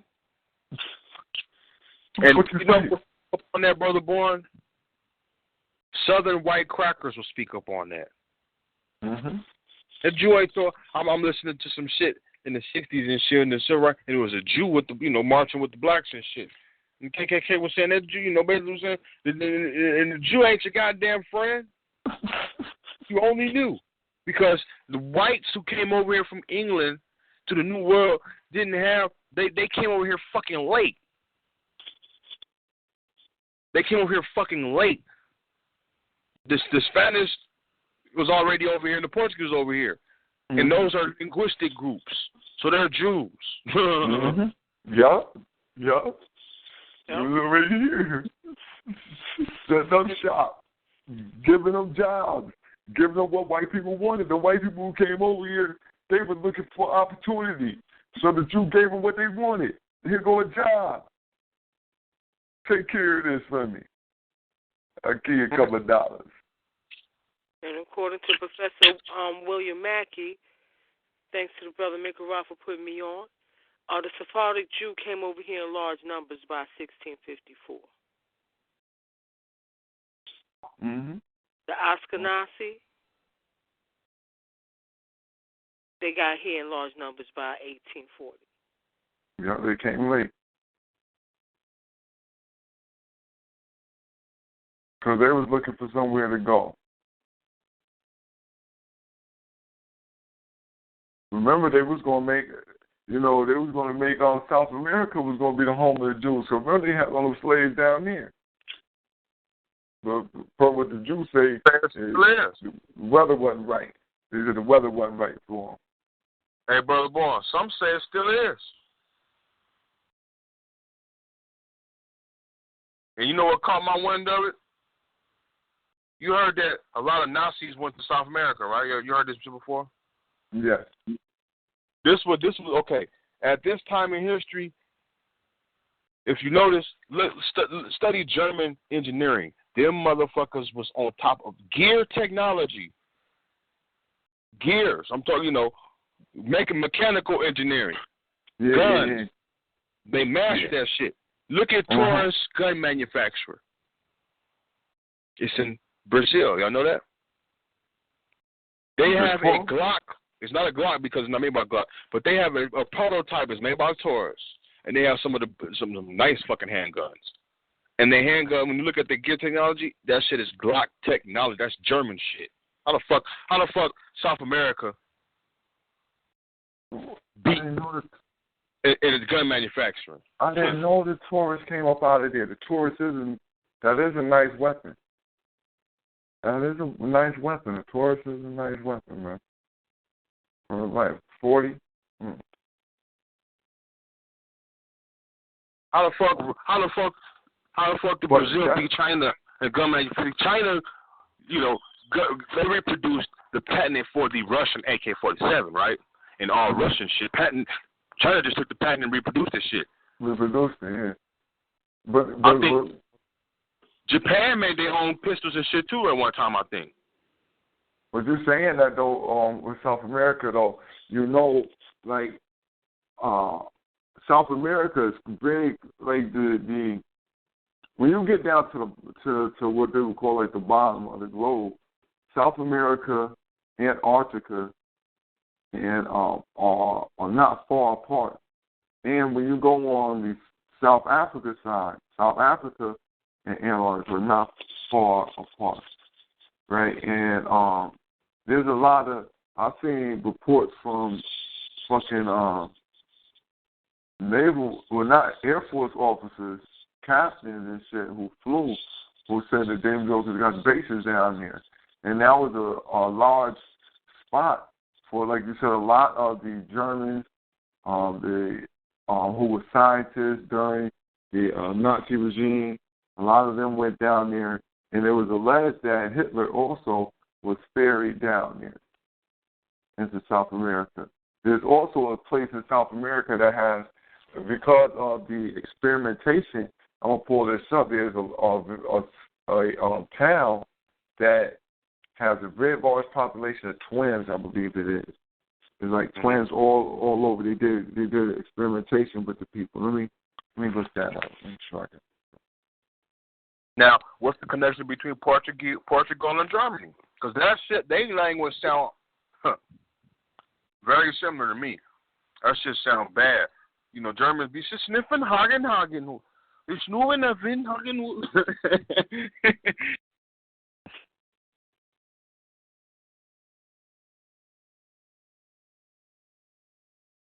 Another connection to throw out here.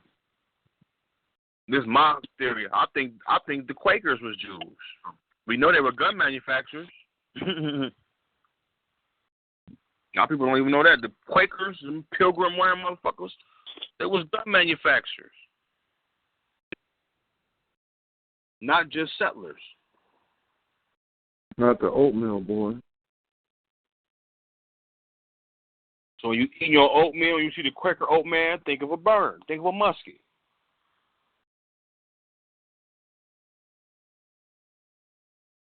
And I think Since World War II, this is fascinating. Israel is number 4 in the world for weapons manufacturing. Number 4. How the fuck did the Uzi become the favorite weapon for Negroes in the hood? When that shit was made in Israel. Yeah. There we go. Uzis are made in Jerusalem. Y'all know that? yeah, here we go. Let me put this in real quick. The Nazi doctor, it was Joseph Mengele, in a town is responsible for the astonishing number of twins in a small Brazilian town.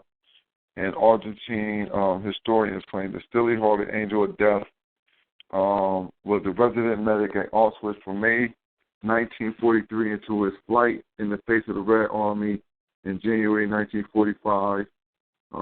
He carried out experiments to discover what method of genetic quirk twins were produced, and then the artificially increased the Aryan birth rate for his master Adolf Hitler.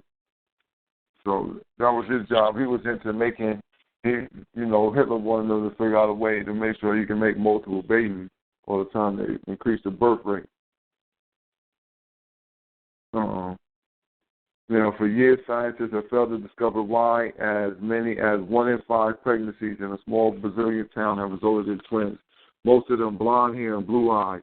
But residents of Candido Godol now claim that Mengele made repeated visits there in the early 1960s, posing at first as a vet, but then offering medical treatment to the women of the town. Settling between Argentina, Paraguay, and Brazil, he managed to evade justice before his death in 1979, but his dreams of a Nazi master race appeared unfulfilled. I'll be down there in Candido Godoy.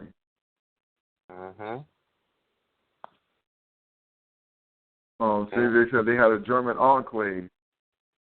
He said they had a German enclave of Colonias Unidas in Paraguay, and from there in 1963, he began to make regular trips in other predominantly German communities just over the border in Brazil. And that was Candido Godoy.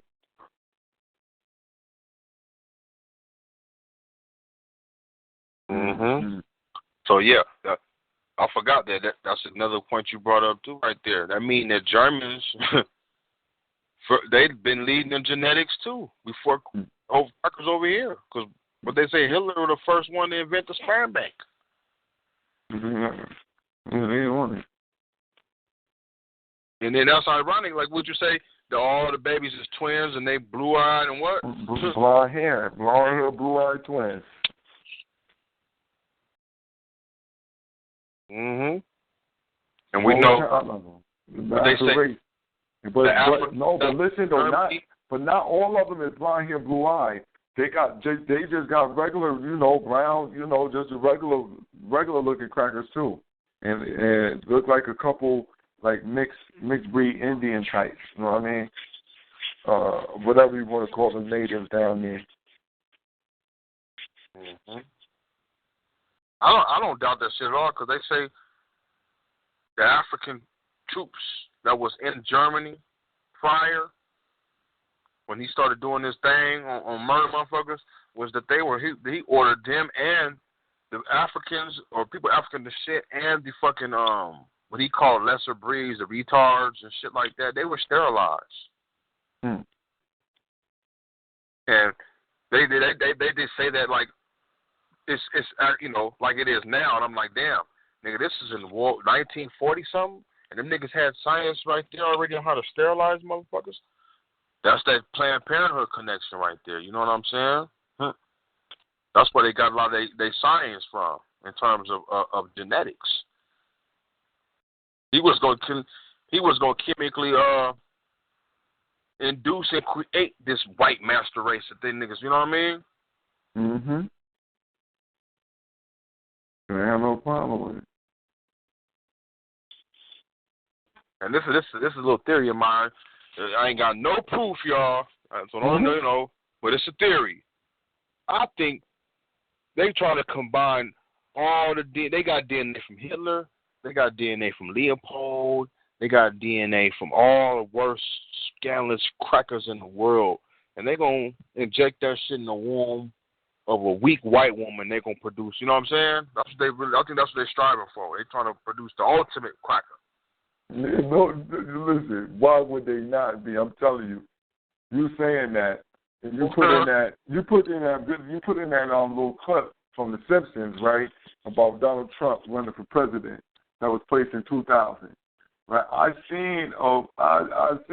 Now look, one thing that I've started to learn is that there's more truth in some of these movies than we want to think that it is. I started to learn that this white man will tell you some shit right in front of your face, but he'll throw so much lights and shit around the outside of it that you get blinded and don't see exactly what's in front of your goddamn face. And I've seen them doing that, where they've taken the genetics and the DNA trying to create the ultimate cracker, like you said, the ultimate mind of the cracker, the ultimate savage. They came out with a study this year from England. England is the first country to okay, they're able to splice the DNA from 3 individuals. That's crazy, ain't it? What the fuck? Well, they're on the way to exactly what we're talking about. You know, that's just back up your statement. You know what I mean? That's just back up your statement. Because if they getting the okay for it, imagine what they already doing. They start to get the okay once they done tested out enough stuff that they say, all right, fine, let's go ahead and get the okay on this.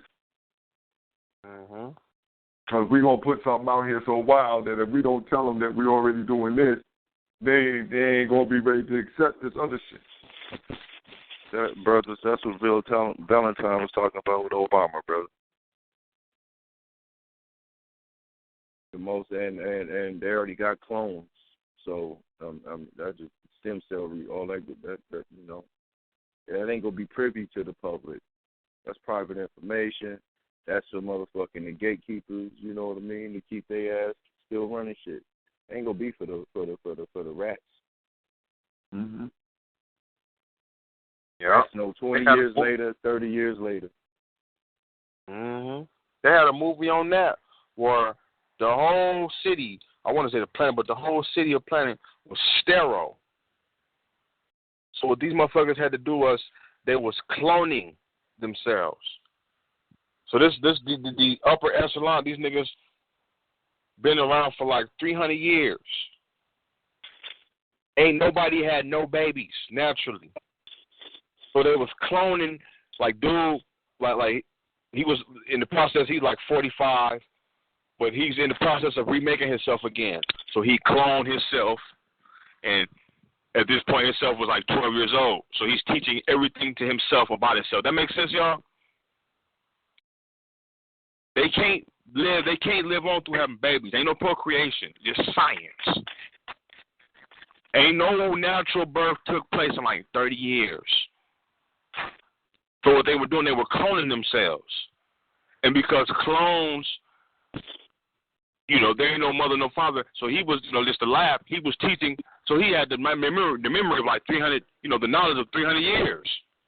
And he was in a stage of teaching himself again. And then something happened.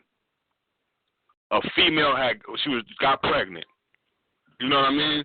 And I'm like, this is like in the future, all white world. And I'm like, even though it's some science fiction, it has some insight on the European psyche, meaning how they projected themselves in the future. And if they keep up with this madness with the homosexual and the transgender shit, what they're trying to do is they're trying to replace the women. We don't need women no more to have babies. We can make it in the lab. You see what I'm saying? And the only way they can okay this shit is if women are okay with that shit. Next thing you're going to hear, I'm tired. Well, why should we have to carry a baby for 9 months? Watch. Why? It's going to be the new shit. You know what I'm saying? Well, now you heard it, folks. So, you know, it's too painful. They already got the, now listen, in the precedents for that is they already created the artificial womb. They already got that. They got the artificial womb that can carry a child right now, where you don't have to have no baby inside your stomach. And that goes all the way back to the European psyche from after the Wormian Ice Age in that cave. Yeah, the resentment he had for his woman, yeah. It was a burden to have a children in that ice. That was a burden. Imagine what that woman had to go through when that savage Neanderthal been out there hunting all day in the ice, if the weather was right. And then he come home with a little, piece of meat that he don't want to share with the bitch. And this bitch had to go grunt and say she's pregnant. Yeah, I'm pregnant. That nigga liable to kill her and the baby.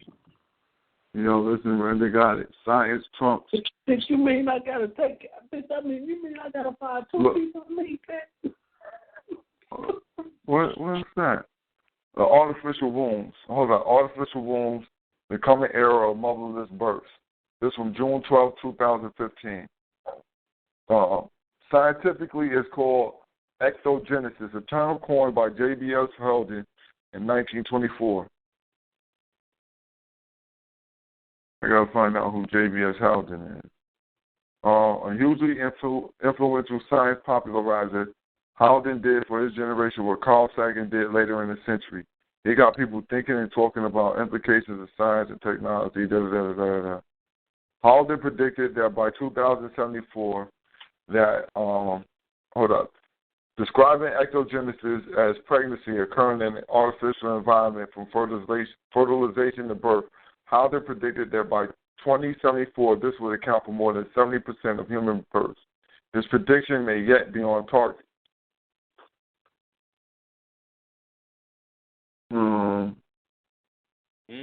That's how that bitch had all them babies when she was pregnant with like 8, 9 kids. What's the crazy bitch name with that big ass forehead she had on?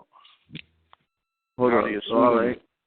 In the mid-1990s, now like I said, in the mid-1990s, Japanese investigators succeeded in maintaining goat fetuses for weeks in a machine containing artificial amniotic fluid. Now what I tell you, look, it's 25 years later and now they're putting this shit out. Well, we can do that. But in 1990, they did it already. Now, today it's possible for a preterm fetus to survive when removed from the mother at a gestational age of slightly less than 22 weeks. That's only a little more than halfway through the pregnancy, normally 40 weeks, and while more than halfway through the pregnancy, and while rescuing an infant delivered at such an early point requires sophisticated, expensive equipment and care, the capability continues to increase. Man. It's just a controlled form of surrogacy, brothers. Surrogacy. See, the cracker already created that already.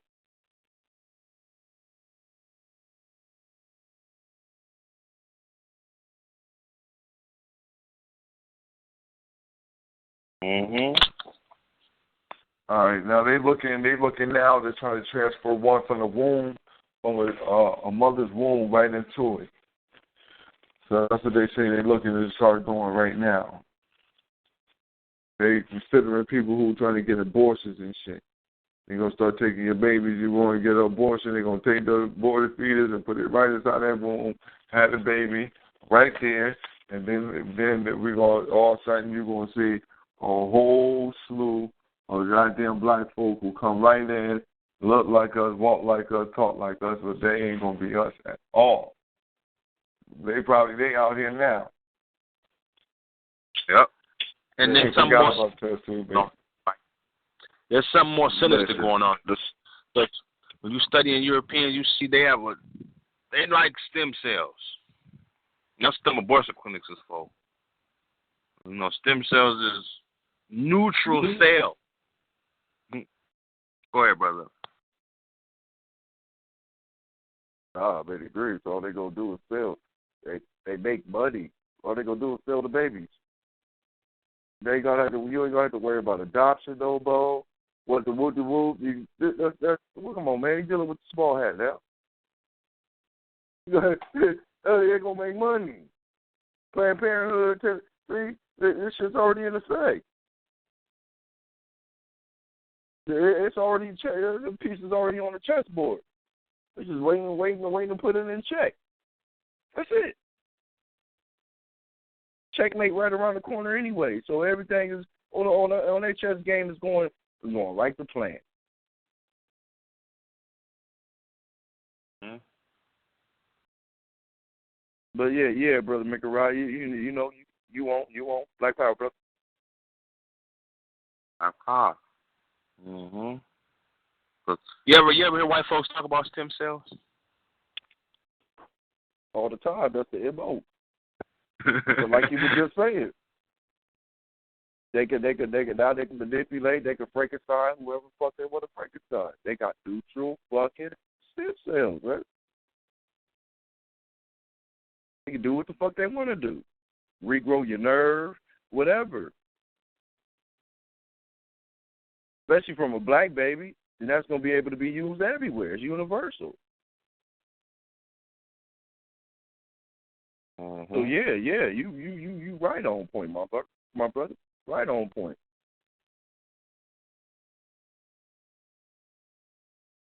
Because that's going to be the new next thing, like you said, to make money. It's going to be stem cell in origin, and it's going to be the process on how you get the stem cells is what they don't tell motherfuckers. It comes from the I didn't pick this up till I had my oldest son. You know, when I first got that first birth, my oldest son. You know what I'm saying? And when only sisters, you know, when they giving labor that little table they in, look at the fucking floor. The hospital I was at, they had the whole hazard bag on the floor. It was ready. Every drop. The afterbirth, you know, black women got to go through hell now just to keep their afterbirth. My little sister, when she had my nephew, they you know, she said she wasn't here for religious purposes. They wanted to come to the house and talk to the family and shit to see if the religious purpose is still there. You need legal documentation just to keep afterbirth. Real talk. Real fucking talk. They keep that shit and they get it while it's warmer. You know what I'm saying? Right when the woman could sloop, they, you know, when she holding the baby and so forth, they snip and clip and get it out of here. Let's go. Bag it, tag it, and let's go. As if it's, you know, because, you know, it must be still alive or still, you know, the temperature's just right. You know, it's stages to it. They not telling motherfuckers. Well, like, well, you know, but they can, they can program these cells to do anything because they neutral cells. Neutral cells that's fresh from the womb of a child. You know what I mean? The embryonic fluid, you know, the tree of life, as some would say. You know, the primordial waters from the womb can be, you know, injected for an individual who has, like Brother Little said, nervous issues. They've been doing shit with spinal fluids and things of that nature. So, you know, it's unlimited to the potential. And the one individual on this planet who produces the most potent stem cells is the black woman. This is important. So by them cloning, you know, that cloning thing, that's going to get, you know. They said they cloned the sheep, and they ain't said nothing about that shit. That shit was like 15, 20 years ago, wasn't it? They're not telling what they can do now. Yeah, you could tell what they could do now. That's why you ain't heard nothing about it. Mm-hmm. They say every leader has a clone, or 2 or 3. Every leader. And sometimes you'll see a leader, they'll spaz out, they'll go undercover for about 3 days. They say it takes 3 days to recreate a clone. Putin was just missing for a little bit. Motherfucker came back 3 days later. Mm-hmm.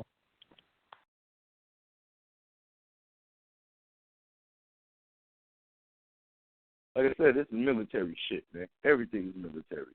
There ain't nothing civilian. Civilian is the sheep. You don't tell the sheep nothing but how to go bad. That's it. That's it. Anything they give you is for sheep. That's it. And only the sheep gonna love it. Real sheep gonna love it. rebellious sheep, they're going to stray away. And then that's when you're going to get picked up and you get picked off. That's how it goes. I remember the rat that even Cal Williams was on this shit when he said, did y'all know, and he was right when he said that shit too, that the United States government just approved the sale of clone meat, and they're not going to put on the package what meat is cloned and what ain't. Mm-hmm. That's what that mad cow disease stemmed from. Cannibalism. Them taking the fucking, they're basically feeding the fucking animal back to itself and shit. With some of that byproduct shit, like bologna and shit made out of fingernails and all type of shit, just ground it up and pasted up together and spit out and shit. Some of that shit can't be processed. So what they'll do is they'll take that shit and ground that shit back up in food, dog food, or put it back in the kennel and feed it back to the goddamn cow. And was weird about that shit. Like, what the fuck are y'all doing?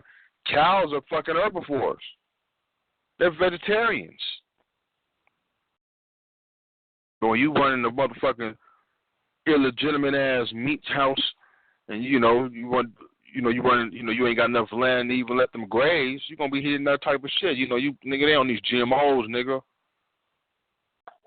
GMOs.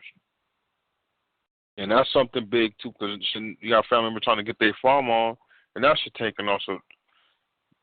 They're trying to tighten the noose off. It's really an anti-natural world that Europeans are living in. They really have a distinctive hatred for anything that's natural, anything that's God-given. You know what I mean? That's the personality I see. They feel the need to, whenever, to take something natural, fuck it up, and create something worse out of it.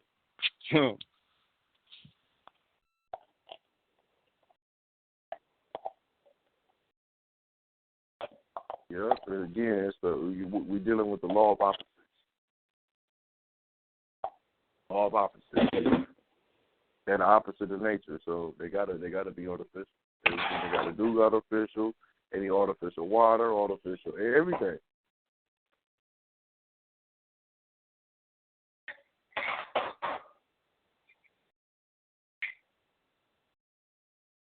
Yep. So that's one thing we need to be mindful of, because we are not the same. And when you understand that, we are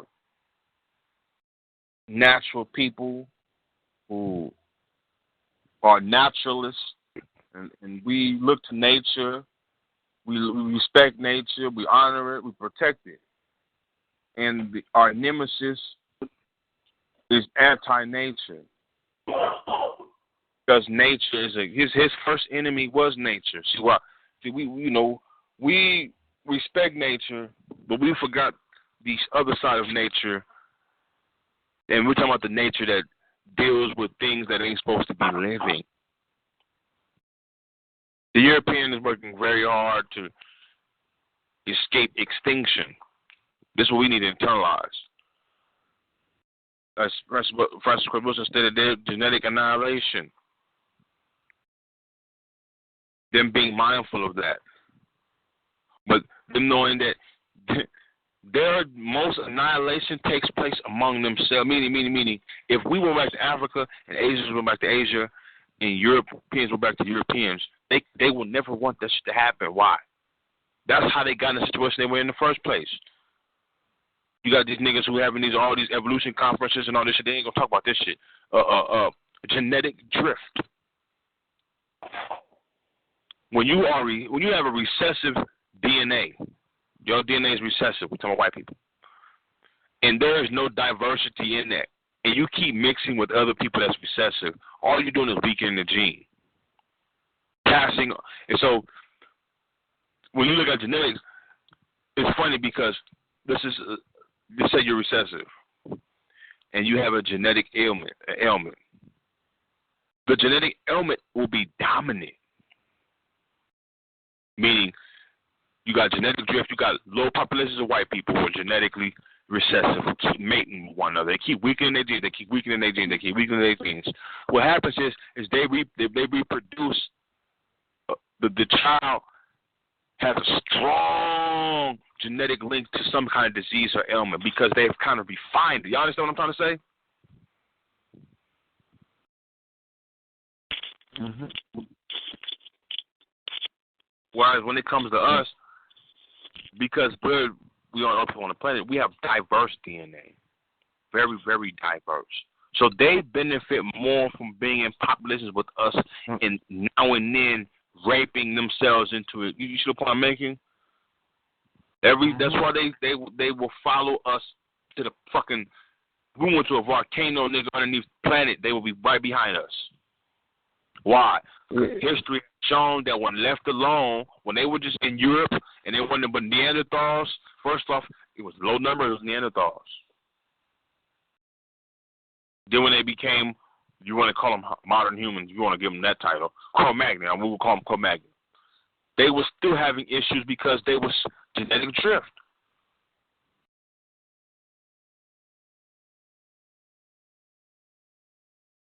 That means the white woman womb is, she envies the black woman genetically. Why do you think a lot of white women are doctors? Medical doctors.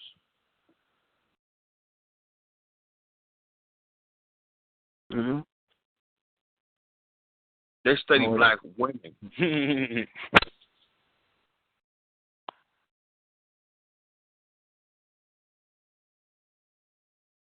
And this is late because before they started studying, before they were allowed to study us, white men were studying black women.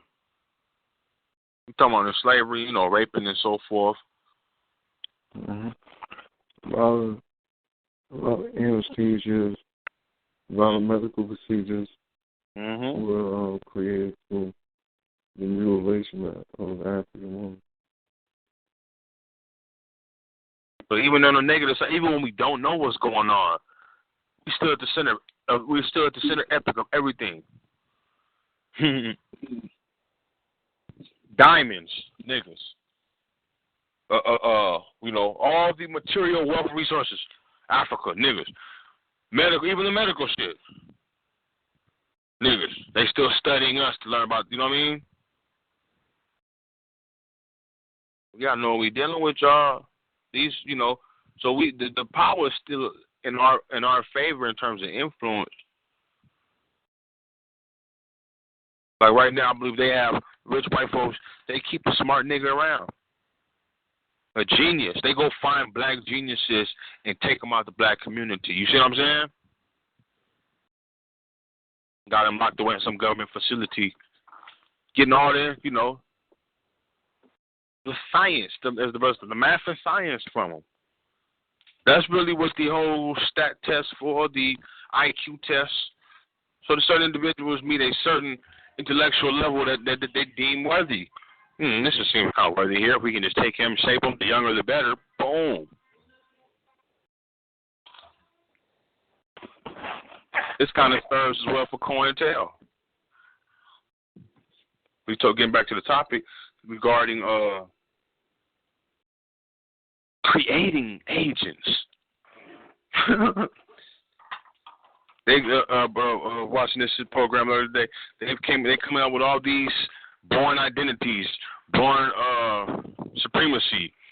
God damn it, or is it American Ultra and all these other shit where they got, same thing, where you can weed and create individuals from the time that they're young.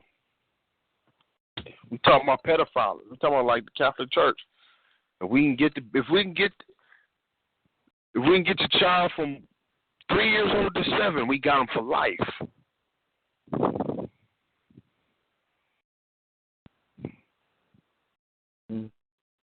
Well, they said the foundational teachers that a child learns from there, from age 3 to 7, will stick with them forever. Your experiences, your basic experiences at that young age.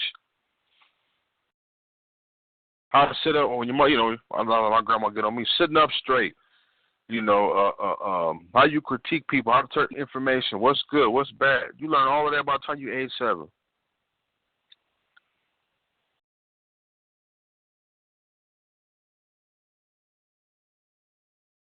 Especially when you come as the Savior.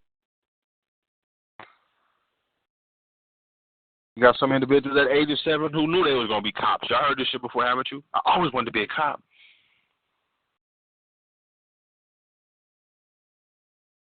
Who put the illusion? I mean, I'm going to ask a kid, any black kid who says he wants to be a cop, I'm going to ask him why. I'm not going to try to question the little child's dreams, but let's be honest here. Who put that dream in that young man's head or that sister's head? Why do you feel, where do you live at, first off, and why do you feel that the police,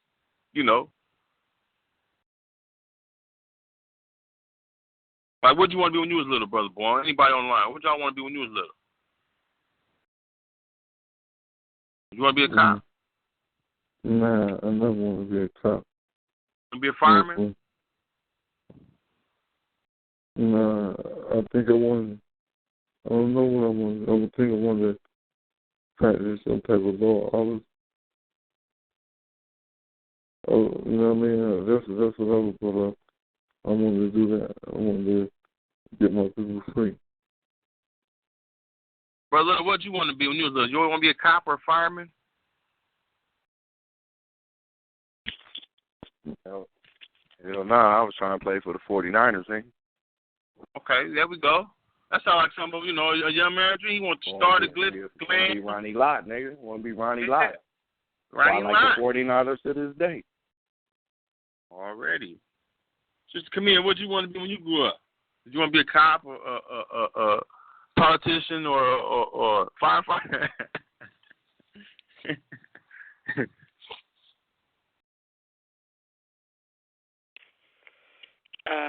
Nah, I want to be either a doctor or a teacher.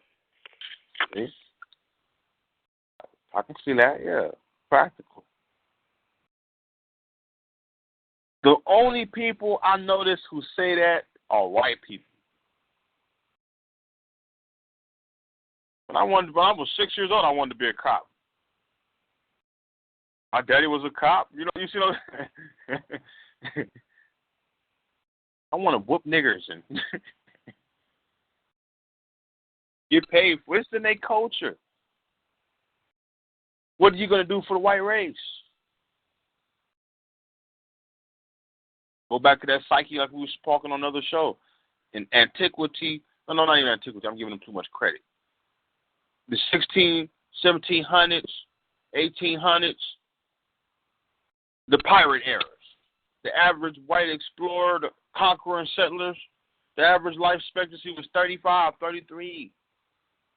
They were trying to map the whole world out because they had that long to live. Brother, that's called yesteryear, brother. Yesteryear. Say that again.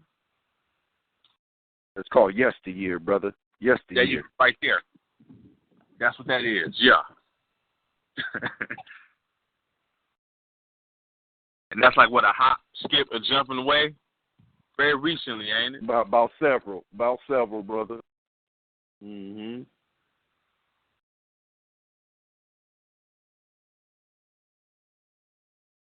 So to get some positive, to reinforce some positive ideas in terms of what we're talking about in terms of the COINTEL's function, their main threat is us. Why? We're the biggest threat to them creating this 1,000-year empire. They're trying to produce a dynasty. It's really imitations of a form of flattery. I find it very interesting that the success of England, for example, is in its monarchy, something that didn't exist prior to a couple hundred years ago. And that the oldest is the trip because every English queen has outlived every king. Y'all ever notice that? Them English bitches live long, don't they? They waiting for the whole to die now. They waiting for her to kick the bucket now. I think it was the same thing. The Crusades. Yeah, it was the same thing in the Crusades with the other queen. Well, I shouldn't even call her a queen. You know what I'm talking about. The queen of the cracker holes. She was her sons had died. I think she outlived. She had about 8 or 10 children. She outlived them. The majority of all of them.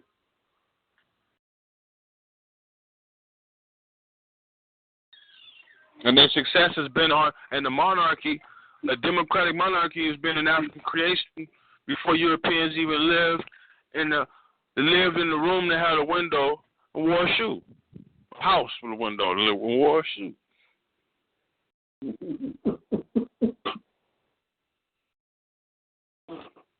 Yesterday, would you say yesteryear? Like Brother Little said, we're talking about yesteryear. They're trying to have 1,000 years.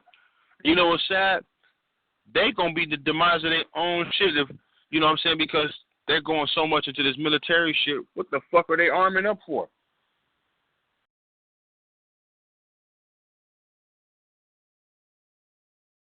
They stockpiling weapons that's gonna be used in their own downfall. It's like that old saying: all bomb technicians got the scars of their craft, right? You see a nigga, he build bombs, you should expect to see a finger missing, some fire scars, something of his craft, right? When you're in the business of weapon manufacturing, you're going to bear those scars. If not on your body personally, your community, your culture, your people going to bear the scars. See what I'm saying? Why hasn't white America snapped yet? Why hasn't there been one assassination attempt on Obama? What's how you pronounce that nigga named Barack? Obama? Barack? That doesn't even sound right. I'm gonna go get my nigga Barack and we finna roll out. Barack, hey B, what they just call nigga B?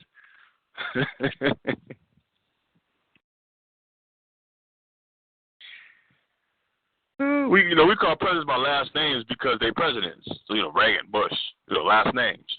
But come on, man, before you was a famous nigga, you was just a nigga named Barack. This shit don't sound right. And then you would think, being that the nigga's name is so close to Osama, nah, we don't even want to do that, go that route. It's too close to the nigga who built the bomb. Nah, it's right what they need. Right, exactly what they need. Why? They have to prevent the rise of the Black Messiah. They ain't been able to spot one, so sometimes they have to create one.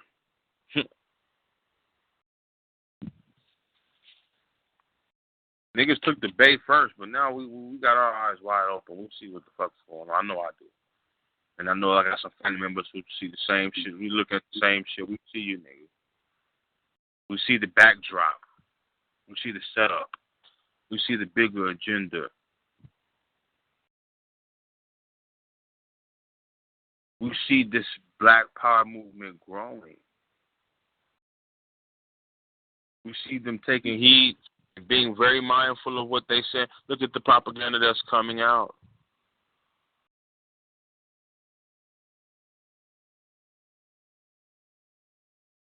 They're waiting for us to present a leader, but we ain't going to do it. So they may have to create a leader by antagonizing this movement. Be very wary of the friends. I don't have a Facebook, but I'm hearing a lot of shit on it. And I know that it functions as COINTEL. That's the basic operations for COINTEL. And you ain't got to see or meet me. Think I could just put this little fake-ass little icon up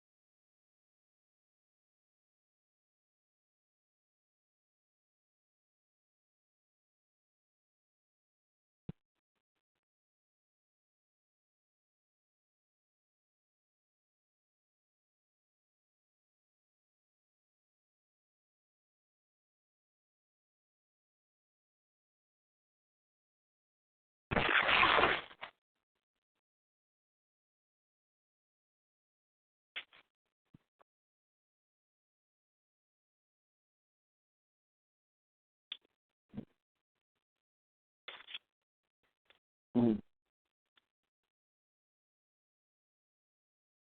Yeah. Yeah. Somehow I don't think nobody can hear me. You gotta hear me? Anybody else? Yo, my friend.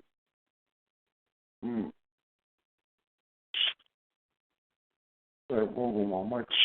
Got it.